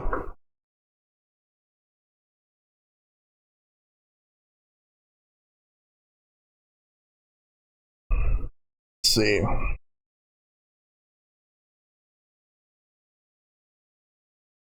Trying to figure everything else out right now as well. While I will say this though, I am actually going to do something else while doing the Q&A. I'm actually going to talk about the tier list that I have, which I will do in a few minutes. Is there a Mario game you despise to play? Lost Levels. Lost Levels, easily. Super Mario Brothers Lost Levels. Screw that game. But I play it because I am a monster. Yeah, screw that game. Let's see. So I'm going to do a tier list. It's the same one I did over the weekend, but I'm actually going to do it on stream, and I'm going to post it up on. I already posted it up on Twitter, but I'm actually going to just show it off and explain, which is the Switch exclusives tier list. So while I am answering questions from people in the chat, I'll also be doing that too. So I'm going to set that up real quick. I'm going to go get the tier maker link, and I'm going to work on that list and explain exactly why I went with everything that I did.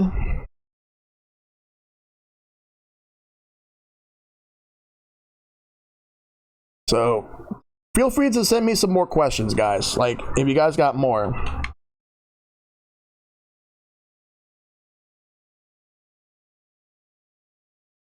Let's see, 60 frames. Oh wow, it's in night mode. If you ever get a place for yourself, how would you want a game room to look like? Oh man, that's a good question right there. That's a good question. You see, the thing about that is, if that would ever actually be a thing, then the way I would do it is I would actually have two TVs. so that we can have like a dual setup for like tournaments and stuff. So I wouldn't mind doing that. All right, so I'm actually gonna put the tier list in here. I would also have like a section that like it would just be a more. I would have like a game room with all the retro games and all that, and then you have the modern games with it too. Anybody could play whatever they want, and then have like a really good lounge for people to come and chill. All right, let me just put this here. What the? How is it transparent? I don't know why that's transparent, but I'm actually gonna fix that real quick. Actually, let me just remove it. I know what I'm gonna do. That's not supposed to be like that. I'm just gonna put it in my other scene. But yeah, what I'm gonna do is do that.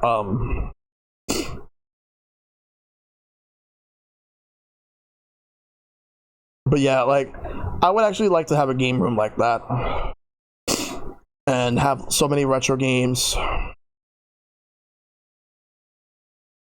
And lots of games to have like different. Hold on, I don't know why that's transparent. I'm trying to fix this.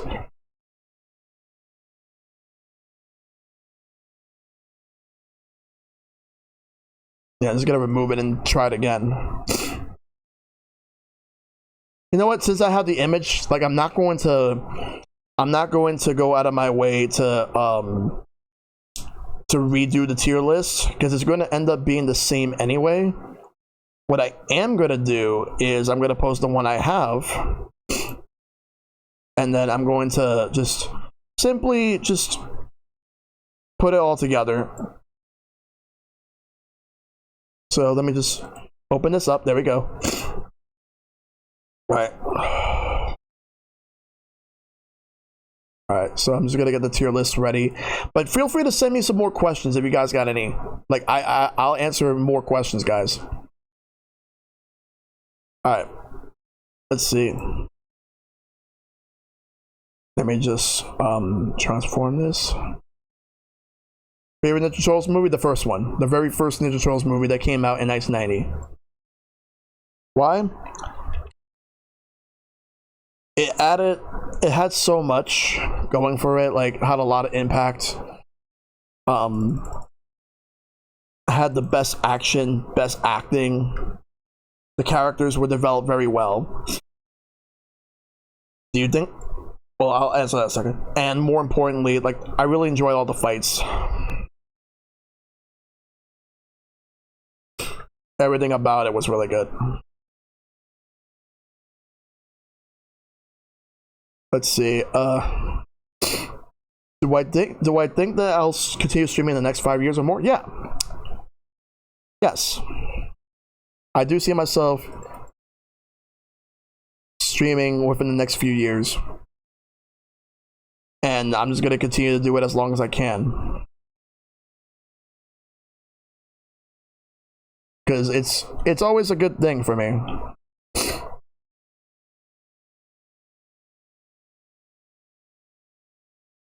Let's see. Feel free to send me some more. I'm up for more.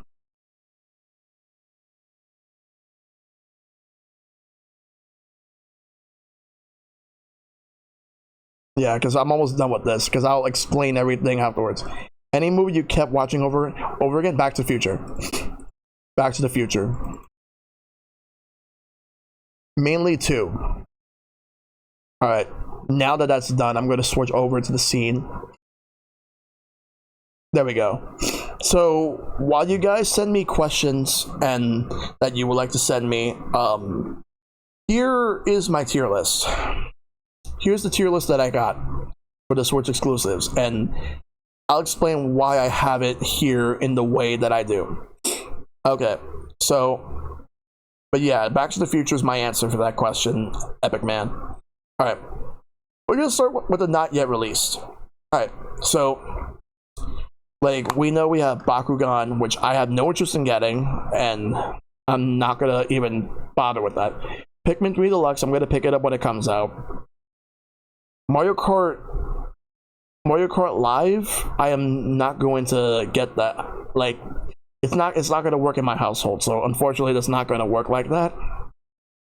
Hyrule Warriors Age of Calamity is definitely going to be a purchase, day one purchase. Super Mario 3D World / Bowser's Fury, I'm definitely going to get that when that comes out. Then we got the haven't played. We have the Pokemon Mystery Dungeon DX. I didn't get it. I'm on the fence about that, but I gotta figure that out. What's the game you played for the longest time? A lot of the older Pokemon games, like Gen 3, Gen 5. I even did some for Gen 6, even though Gen 6 sucked, but Pokemon Omega Ruby Alpha Sapphire was better. Smash. Mostly Melee, Smash 4, and Ultimate. I didn't play Brawl that much. Or the original that much. Splatoon 2. Super Mario Maker 2, unfortunately not so much, but I know I did with Mario Kart. Like any of the Mario Kart games, really. Though I played more later on, like later got. I played 8 Deluxe way more than I played 7 and the original 8 combined. So I don't have Ring Fit. I haven't played it. I played a little bit of it, but not enough to put it anywhere in the list. Xenoblade Chronicles. It might win the Alphabet Challenge, but I can't promise that. Deadly Premonition 2, I haven't played. I haven't played Torna yet. I was gonna play Torna when I play Xenoblade 1. Because I beat Xenoblade 2. Marvel Ultimate Alliance 3, I need to play more of that. But I'm gonna put on haven't played because I haven't gone through all of it. You don't see Mario Party anywhere? It should be on the list. I think it's because of the fact that it was put on, like, I think Xenoblade was put on here twice by accident and not Mario Party. Mario Party should totally be on the list. Mario Party, I'll explain what Mario Party would be in a little bit. Let's see. Daemon X Machina I still got to do, and Tokyo Mirage Sessions. All right, so let's go game by game basis. I'm gonna go in the order when they were released. Legend of Zelda: Breath of the Wild. Why is it over here on Triple S Extra Top Tier? Because it's a fantastic game. It's easily one of my favorite games of all time, if not my favorite game of all time. Such a fantastic game. The whole world of Hyrule that you can explore. You have like this whole big world. Being able to go through it,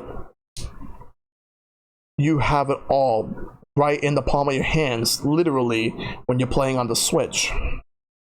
It's just a really good feeling of having that. And you would be able to go through having different fights. It's definitely a fantastic game, and I would definitely play it again. Is there a game that excited you the most? Which you would want to relive it again? Like I'm talking about, Legend of Zelda: Breath of the Wild. Easily, Breath of the Wild. I love this game so much. The first time I ever laid my hands on playing the game was back in 2016 at Nintendo NY when they were doing like the E3 thing. Like they had like people coming in.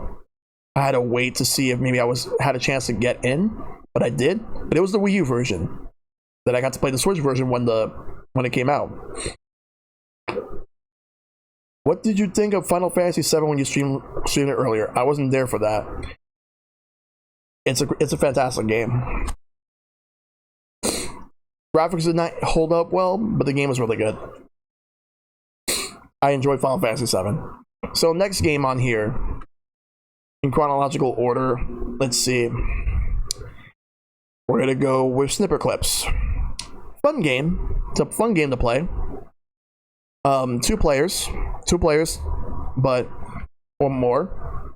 But you can't play the game by yourself. You have to play with another person. Snipper Clips is definitely a great game. Breath of the Wild made me cry, but I got through the ending. It's hard to really determine what games made me cry, but that's definitely a big one. Right when I got to the ending. It was all over. I didn't want it to end. The tournament I ever first got into.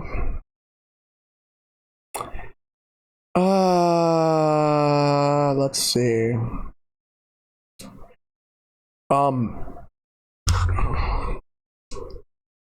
Let's see. First tournament that I got into was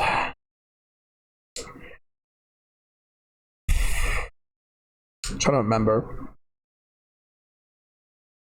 Like a major tournament. Like I started for Pokemon. I went to the City Championships in 2004 in Jersey. That was the first major one. Like I had been to minor tournaments, but that was the first major for the card game.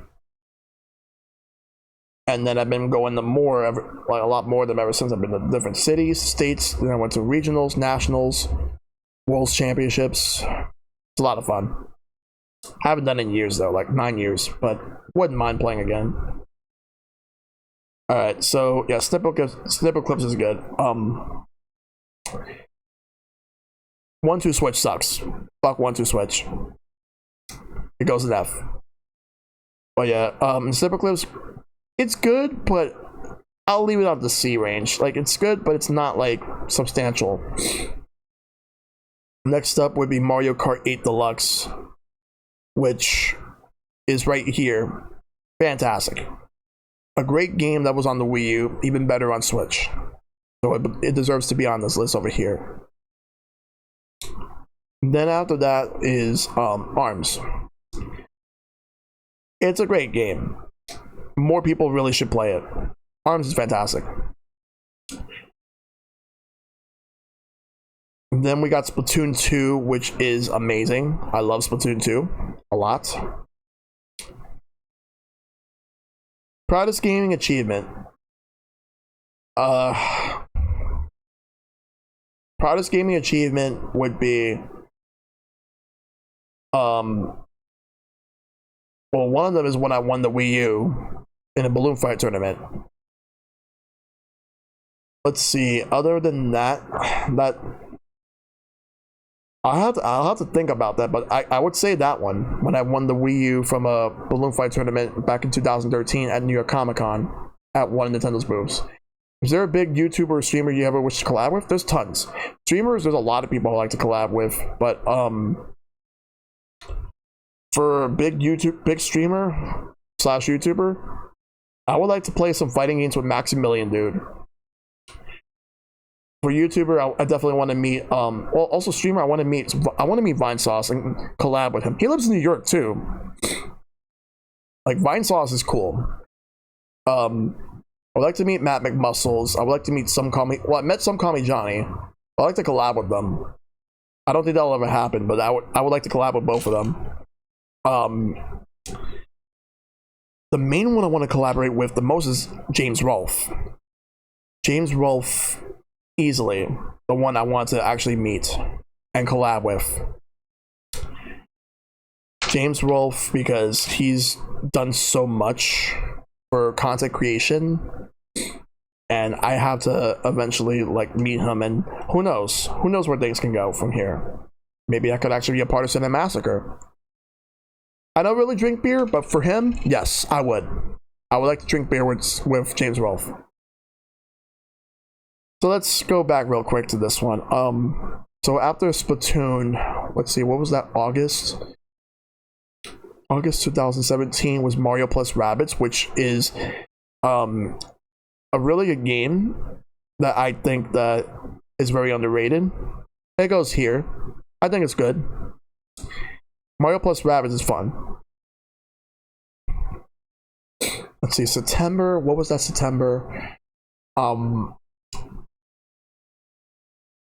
don't think Nintendo released any. Oh, Pokken. Yes, Pokken. Yes, Pokken Tournament Deluxe. I love this game. I didn't get to play enough of it on the Switch, but I think it's a really good game. Very deep to play, but it's fun. Let's see, October 2017, we got Fire Emblem Warriors, which it's good, but it's not great. Hyrule Warriors is way better than that. And then you got Super Mario Odyssey, which is fantastic. Right here. This game is great. Amazing. best Mario game, best 3D Mario game. They didn't really say anything in November, but December was Xenoblade Chronicles 2, which is also an amazing game. Then let's see. Then we got 2018. Don't think they released anything for January, but February is the Bayonetta 1 and 2. Bayonetta 2 alone is one of the best games of all time. Bayonetta 2 is so good. So good. And I will stream that for my sequel done next year. Let's see. March 2018 was Kirby Star Allies. It's fine, but it could have been a lot better. So I'll have it at C. Let's see. After that, we had 2 games in May, but both of them are Switch versions of like Wii U ports on Switch. So where did I put Hyrule Warriors Definitive Edition at?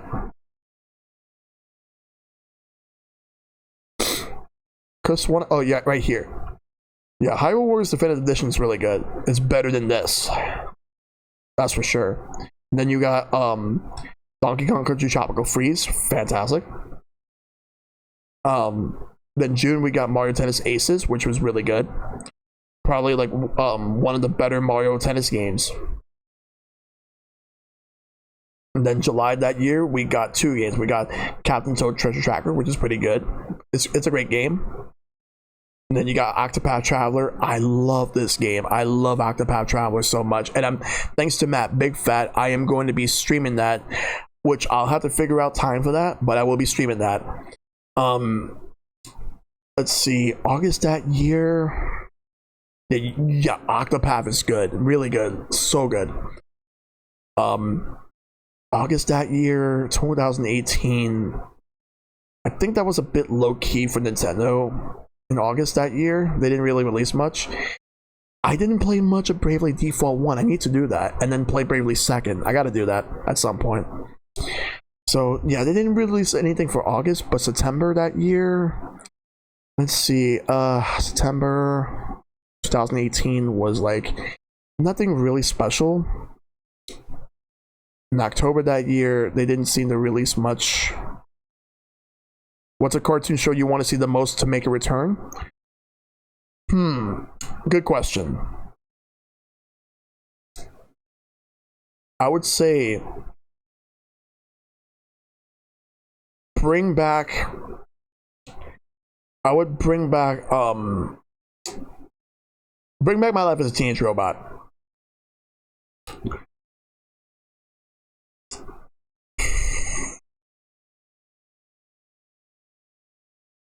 Yeah, bring back my life as a teenage robot. Bring back Hi Puffy Amiyumi. What else?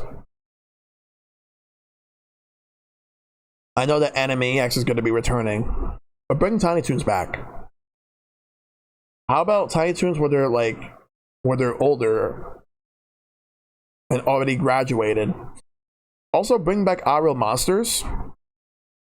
I would say Real Monsters, at least give us a movie where they all graduate. Do that. Where they all graduate from the monster school. Though I wonder if they'll bring Tim Curry back to be I believe he was Zimbo. Or is it Snorch? I'm not sure. Like those 2 guys, like the fly with the foot, and then you had like he had like a cohort of sorts, like this big like chubby dude, like was a cohort. And you have the Grumble. The Grumble is fucking amazing character. And it's like I have a Funko Pop for Ickis. I need to get the Grumble, Crumb, and Oblina. But I know that if they had to bring it back, they would have to replace Oblina because Oblina's voice actress, because Her original voice actress passed away years ago. Did I ever watch those cartoon tapes that came with McDonald's Happy Meals? No, I did not. I did not. I'm curious though. I do kind of want to watch it just to see how it is, but I've never seen it. I've seen it advertised a lot when I was a kid. Let's see. Let's go back real quick. But yeah, I will love that. Live action shows. A lot of sitcoms. I'll get back to this in a minute. I'll answer the next question. Home Improvement. I watch Home Improvement because I'm a huge fan of that show. Not so much of a huge fan of Tim Allen, but I like the show itself. But I do like the Tim Allen noise. I can't do it because I don't want to be loud, but I do like the Tim Allen noise. I think I should just make that as a command for my Stream Deck that I have on mobile, because it's just so random, but I absolutely love it. It's just so random. I'll just play it from YouTube. Like, I don't know what is it with that noise, but it's just so good. Yeah, I'll make that into a command. There was a sitcom called Perfect Strangers that came out back in the 1980s. You got these two cousins, one that came from a country called Mypos, named Balky, and then you have his cousin Larry, who moved from Wisconsin to Chicago, and the two live together to live like, just have Larry teach Balky the ways of American life. It's actually pretty entertaining. There's a character that would become a prominent character in another show that would be a spinoff. The character named Harriet Winslow, who was in the 3rd and 4th season. She would leave after the 4th season because she would be spun off into Family Matters, the show that made Steve Urkel famous, which I've also seen. I like Perfect Strangers, but Family Matters I remember more because that was more in line with my childhood. So I watched that. I watched Full House, and that show is so fucking cheesy, but at the same time, it's the type of cheese where like you just want to watch it for nostalgia's sake. But yeah, Full House is just ridiculous. I don't mind it, but let's see. Boy Meets World is a great show. The Fresh Prince of Bel-Air is a great show. Like I love sitcoms from the 80s and 90s. I even like the ones from Nickelodeon. I like Clarissa Explains It All. There was a show called Welcome Freshman, which I thought was pretty good. But there's this show called 15, which is actually a Canadian show that they aired on Nickelodeon for like from 91 to 93. Not many people remember that, but that's actually how Ryan Reynolds actually got his acting career started. He almost quit acting because he didn't like the show. He thought the show was too difficult while working on it. But Ryan Reynolds actually got his start on that show 15 on Nickelodeon. Who knew? Like, it's like people wonder where he came from, and that's where he came from, even though he doesn't like to admit it. Let's see, other shows. I've never really got into Big Bang Theory. I tried to get into 2.5 Men, but I absolutely cannot stand Charlie Sheen. Like, I like some of the jokes, but in retrospect, I got to the point where I just got tired of Charlie Sheen. And then they killed him off. I think they killed him off. Let's see. Sitcoms in general. I used to watch George Lopez.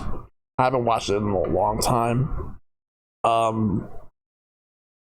I've seen, what else did I see? Practically I was seeing a lot of shows that were on Nick at Night. Like whatever was on Nick at Night I would watch. Not anymore, but I used to. I watched a lot of Sabrina the Teenage Witch, because I'm a fan of Melissa Joan Hart. Or at least I was a fan of Melissa Joan Hart. Not so much now, but I used to be a bigger fan of Melissa Joan Hart growing up. And if I don't want to talk about sitcoms, but want to talk about other live action stuff, well, I wrote with Power Rangers. I used to love Mighty Morphin Power Rangers. I watched Power Rangers from Mighty Morphin until the end of In Space. I did not really watch a lot of Lost Galaxy or Lightspeed Rescue. I watched Time Force and Wild Force. I watched a little bit of Power Rangers Ninja Storm, but I fell off. Went back with Dino Thunder, but then just fell off afterwards. And I can't just get into it because Power Rangers just doesn't work for me anymore. Not the newer ones. The older ones I grew up with. That was my nostalgia. Yes, it's cheesy and they spliced the footage, the Japanese footage with the North American actors. But I still enjoyed it. I still thought it was fun. I watched a lot of Power Rangers growing up. I watched some other shows that were similar, like Big Bad Beetleborgs, VR Troopers, Superhuman Samurai Cyber Squad. Those are some good ones. But Masked Rider was fucking awful. That was the worst interpretation of fucking Kamen Rider I've ever seen. It got to the point where I didn't really watch a lot of Kamen Rider, but there was a Kamen Rider show that came afterwards called Kamen Rider Dragon Knights, which was okay, way better than Masked Rider. I need to get into the proper Kamen Rider shows from Japan. I need to watch them. I watched Sentai. I watched Super Sentai. It's actually good stuff. Kyoryu Zentai Shurenja, which is basically what they use for Mighty Morphin Power Rangers, like the footage. That's the one I've seen the most for Sentai. I've seen the one that was, I think it was, I forgot what it was, but it's the one where they used it for Dino Thunder. My favorite season, Sailor Moon. Hard to say. I fucking love Sailor Moon. Sailor Venus is easily my favorite Sailor Guardian. Sailor Venus is the best Sailor Guardian. If I have to rank them, Venus, like out of the main five, because you also have other ones like Neptune, Uranus, Saturn, and all that. If I have to rank the main five, Venus, Jupiter, Mercury, Mars, and the Moon. Not the biggest fan of Usagi Tsukino, Sailor Moon herself, but Venus, Minako Ano, she is amazing.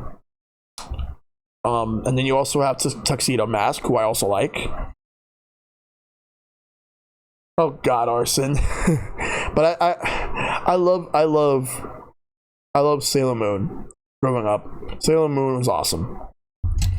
But then I got to the point where, like, I hated this when they changed the dub. I hated that dub. I just refused to watch that because I didn't like the second dub when it was on Toonami. I did not like it.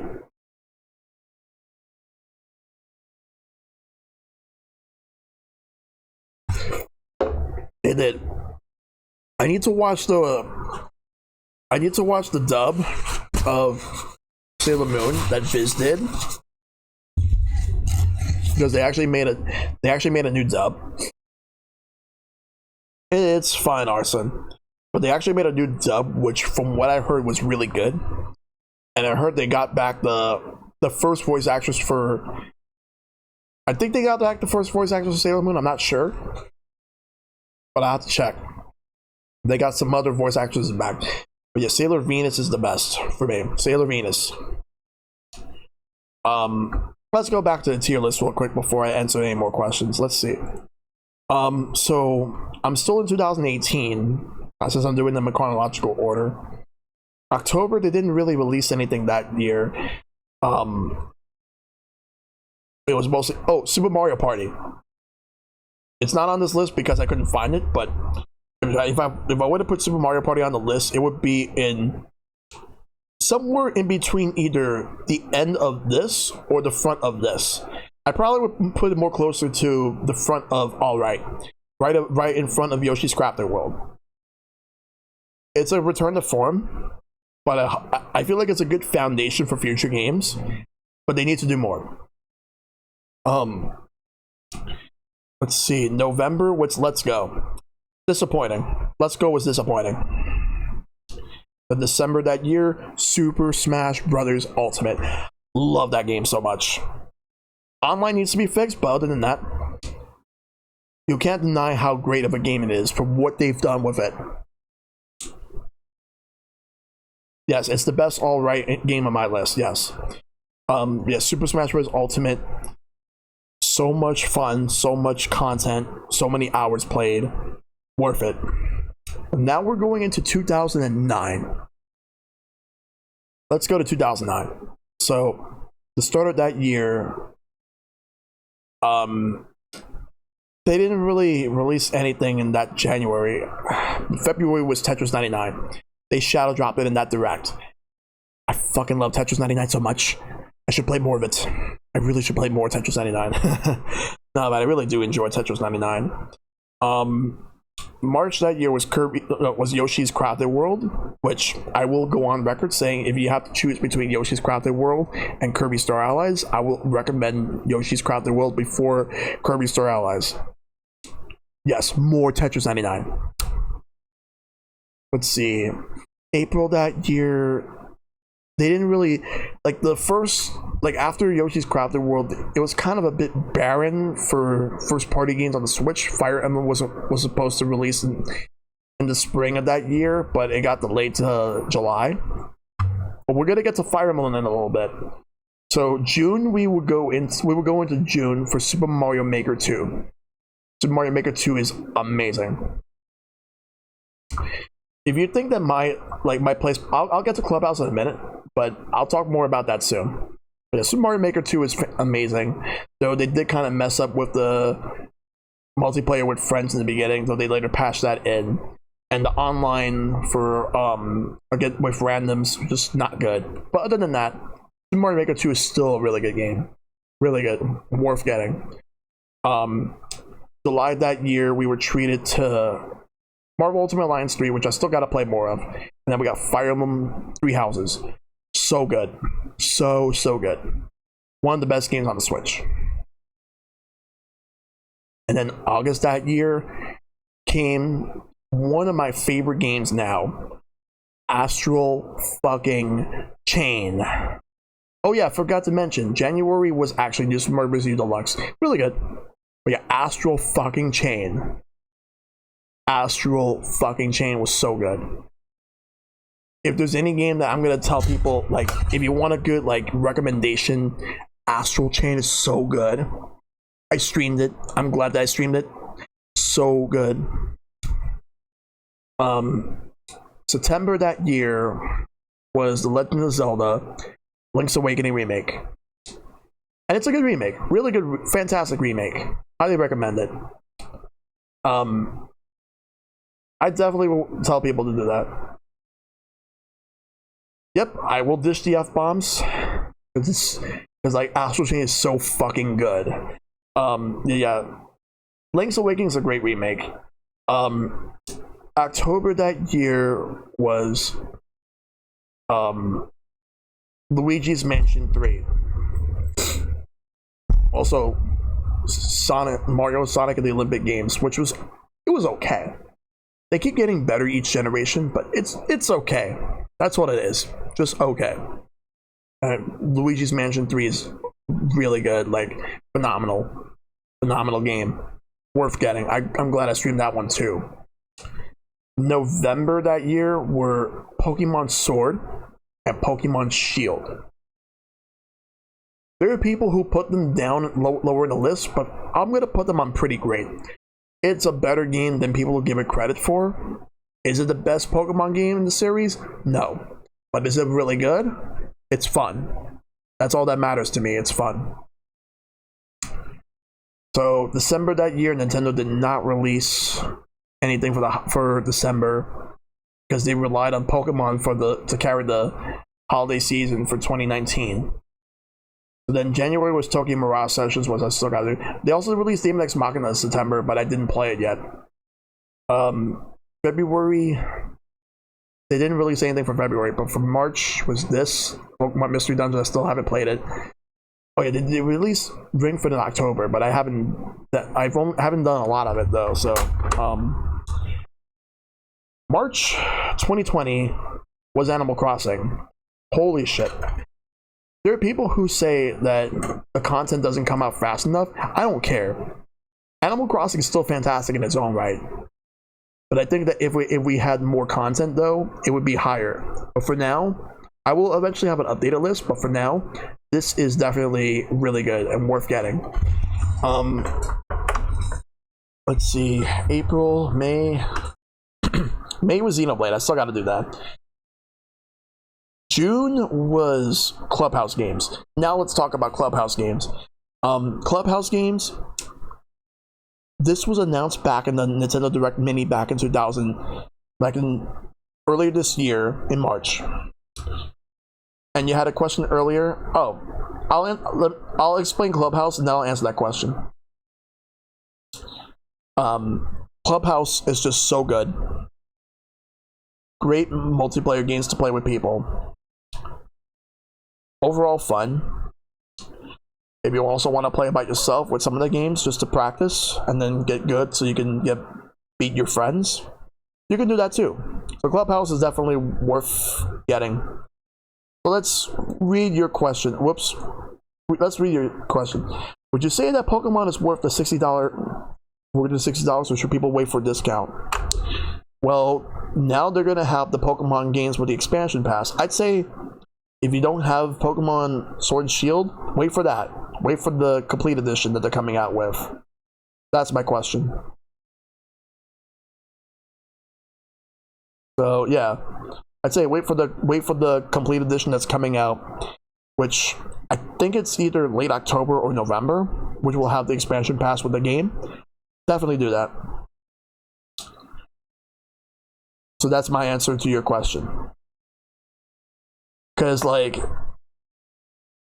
that's technically a discount because I think it's still gonna be $60, but you get the expansion pass with the game rather than buy the game and then buy the expansion. Alright, so after Clubhouse was Paper Mario the Origami King, and I will go on record to say that it's the best game on the pretty great section. I like it. I really like it a lot. It's a better game than people give it credit for as well. So yeah, definitely play Origami King if you haven't yet. Let's see, August they haven't released anything, and then this month we got the Super Mario 3D All-Stars. Oh, I forgot to talk about Ninjala. It's alright. Fun game. But I feel like there should be a lot more to it. But it's a free-to-play game, so I can't really complain. And then Super Mario 3D All-Stars. The reason why I have it on Fantastic is for Galaxy alone. 64 has not aged well. Sunshine has a couple of things against it, but I still got to give it more of a fair shot.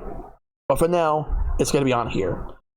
If I like Sunshine a lot more than I do, then I'll bump it up to S tier.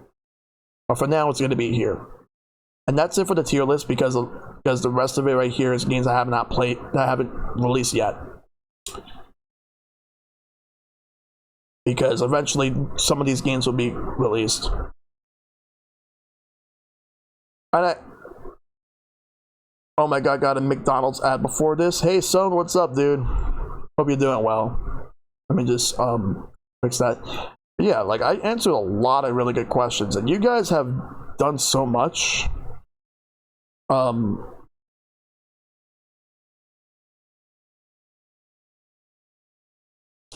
Thank you so much, Son. I highly appreciate it.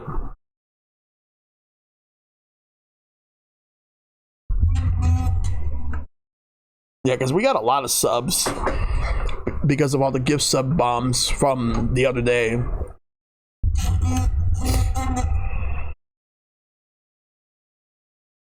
But yeah, it's some really good stuff right there. I highly recommend playing all these games. So many Switch games. I will update my list. Oh.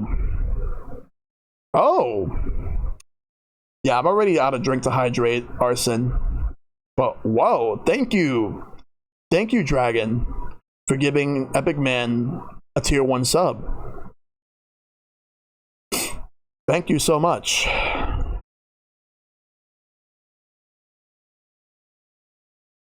highly appreciate that. And now you did it. You got it. That's how you gift sub, and you gave it to Epic Man. But yeah, like that's actually pretty cool. Like this was definitely really cool that I got a chance to do all the Q&A stuff. But I'll probably do another Q&A at some point, not anytime soon. But yeah, I'll answer some more questions. I'll answer a couple more. Is there a game I wish to come on Switch? See, come on Switch? I know. Resident Evil 7, as well as the remake of Resident Evil 2 and 3.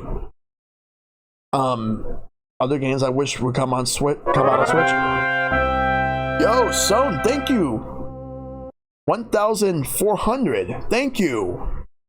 Thank you so much. Highly appreciate it, buddy. That's awesome. Thank you. And 100 more. So now it's 1,500. Thank you. You cheered a total of 1,600 overall. But yeah, thank you so much for that. But hey, you got those extra alerts coming out of that. Yeah, that's a lot. Thank you. Let's see. But yeah, to continue to answer that question, let's see. So Resident Evil 7, because 8's not gonna come out on Switch. But 7, 2, and the 2 remake and the 3 remake. Those are what I'm thinking. I was gonna say Monster Hunter World, but I don't think we need it. Monster Hunter Rise is coming out. That looks really good enough. And it's running on the same engine as Resident Evil 7 and Devil May Cry 5, which should also be coming out on Switch. I wonder if they'll eventually bring Devil May Cry 5 to Switch now, because we got the engine. They could just put 4 on there and DMC, and then put 5. Capcom should just mainly the games I want are more Capcom games. Yo, Geo, thank you for the Prime sub. Thank you. Wow, look, all the sub hype right now and the bit hype. You guys are going at it right now. Thank you. Thank you so much.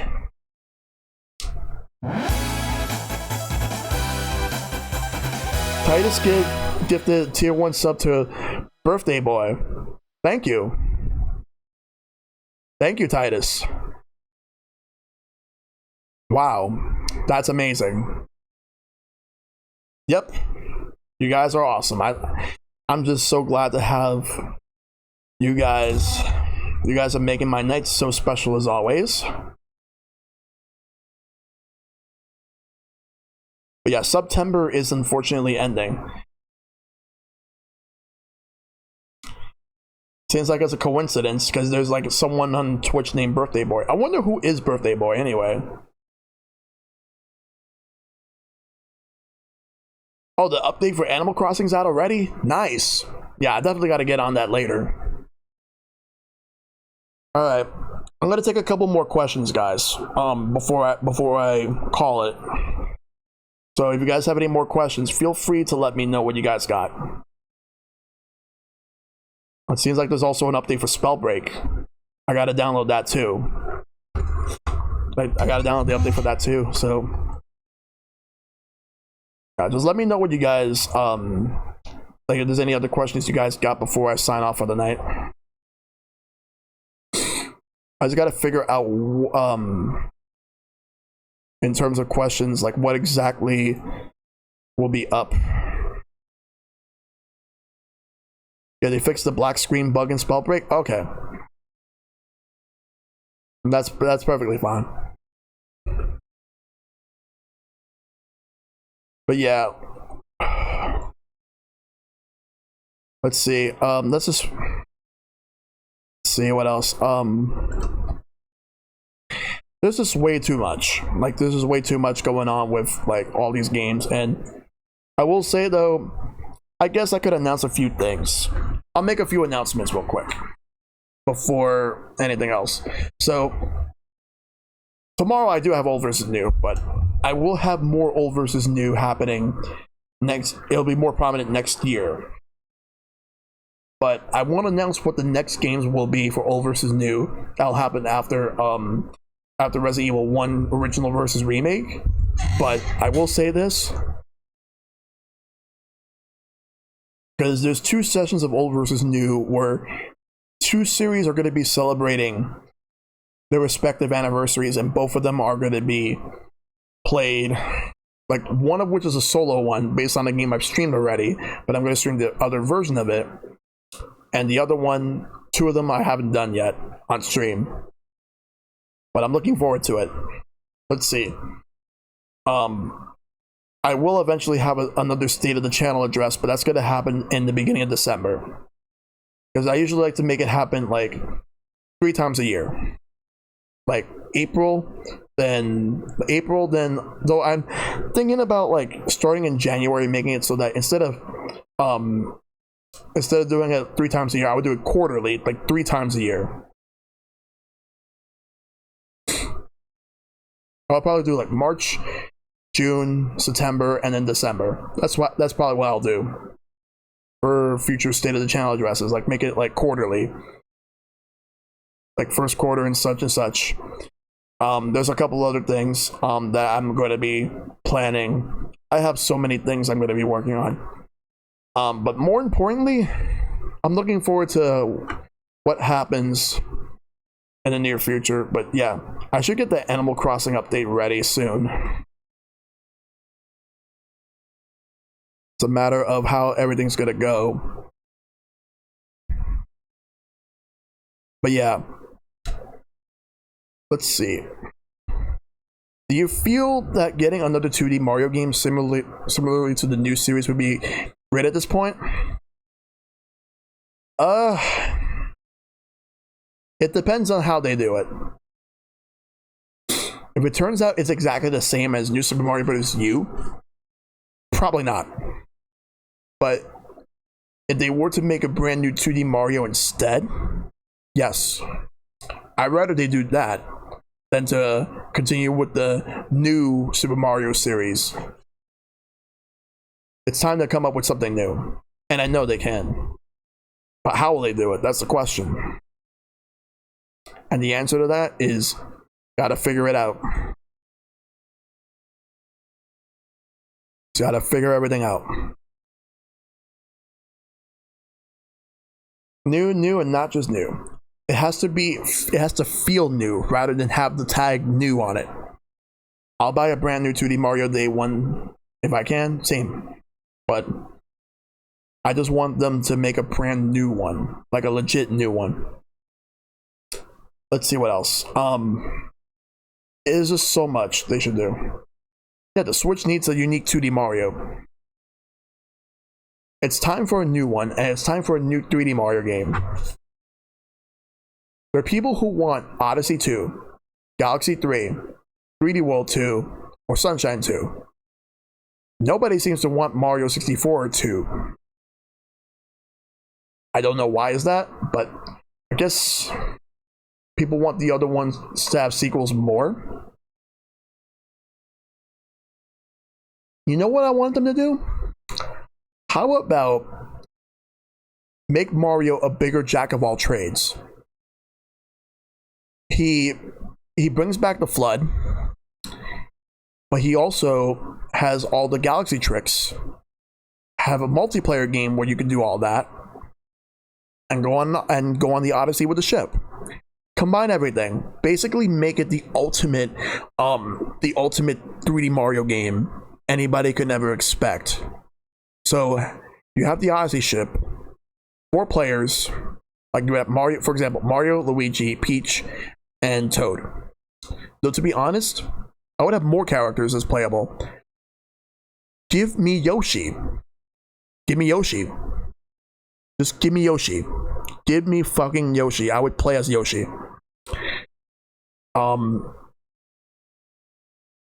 I don't think they'll have Wario there, but that would be cool.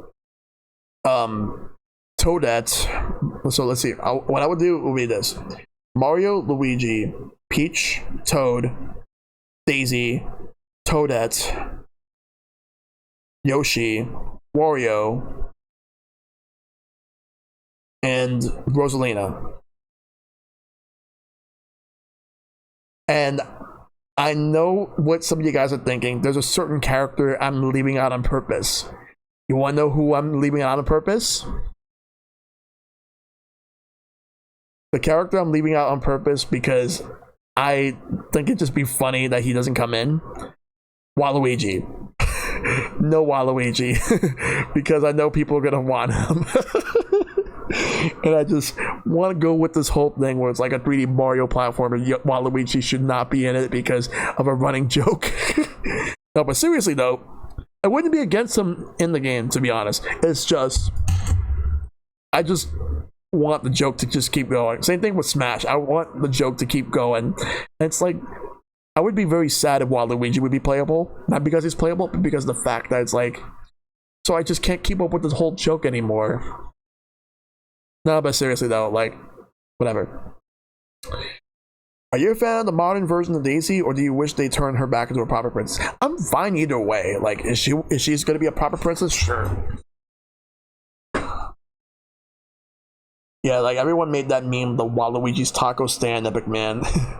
But if Waluigi got his own game, how would it work? I know Wario got Wario World and all those Wario Land games and WarioWare. Like, she would be a princess just like how she was in Super Mario Land. A princess of Sarasa Land. But that was only just one game. Now she's now just hangs out with the crew, like, in the spin-off games. But she is a princess, yes. Let's see.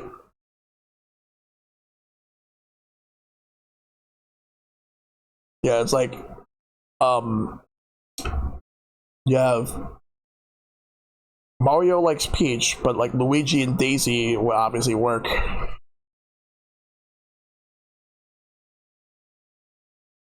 Yeah, of course it would.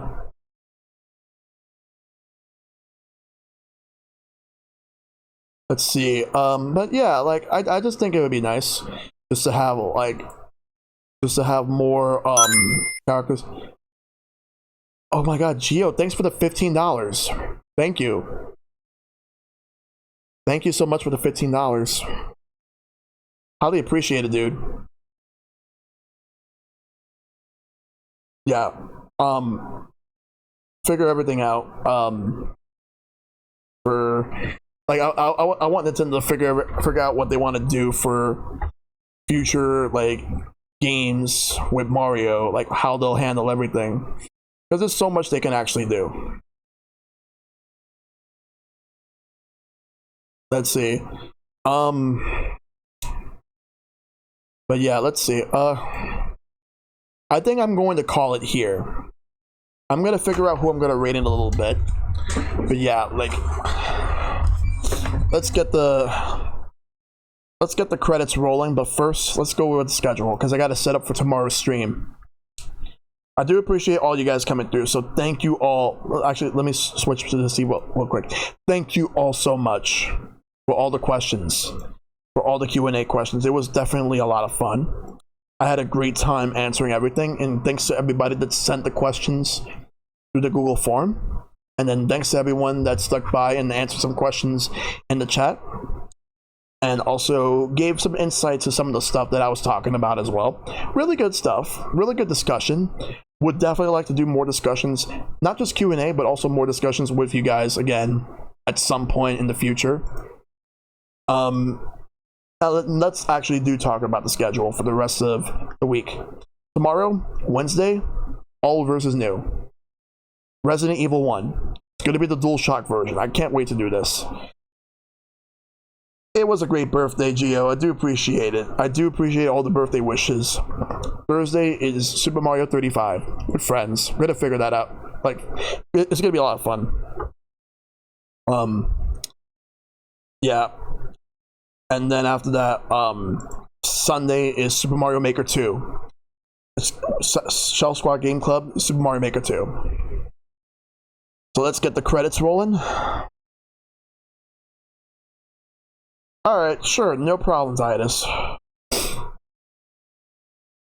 But yeah, thanks to everyone that came through. Yeah, I'm gonna do it with the guys, so if you want to come in, Definitely come in for that. I already have a raid target in mind, but thanks to everyone that came through. All the mods, all the cheers and the subs. So Geo, Zone, and of course we end up getting a fucking troll follower, but don't worry about them. They're banned. But anyway, thanks to Epic Man, Geo, and Birthday Boy for the subs. Like all those gifted subs, and Epic Geo for subbing. So thanks to Dragon for the gifted sub and Titus for the gifted sub. Also thanks to Geo for the donation. Thanks to Son for the bits.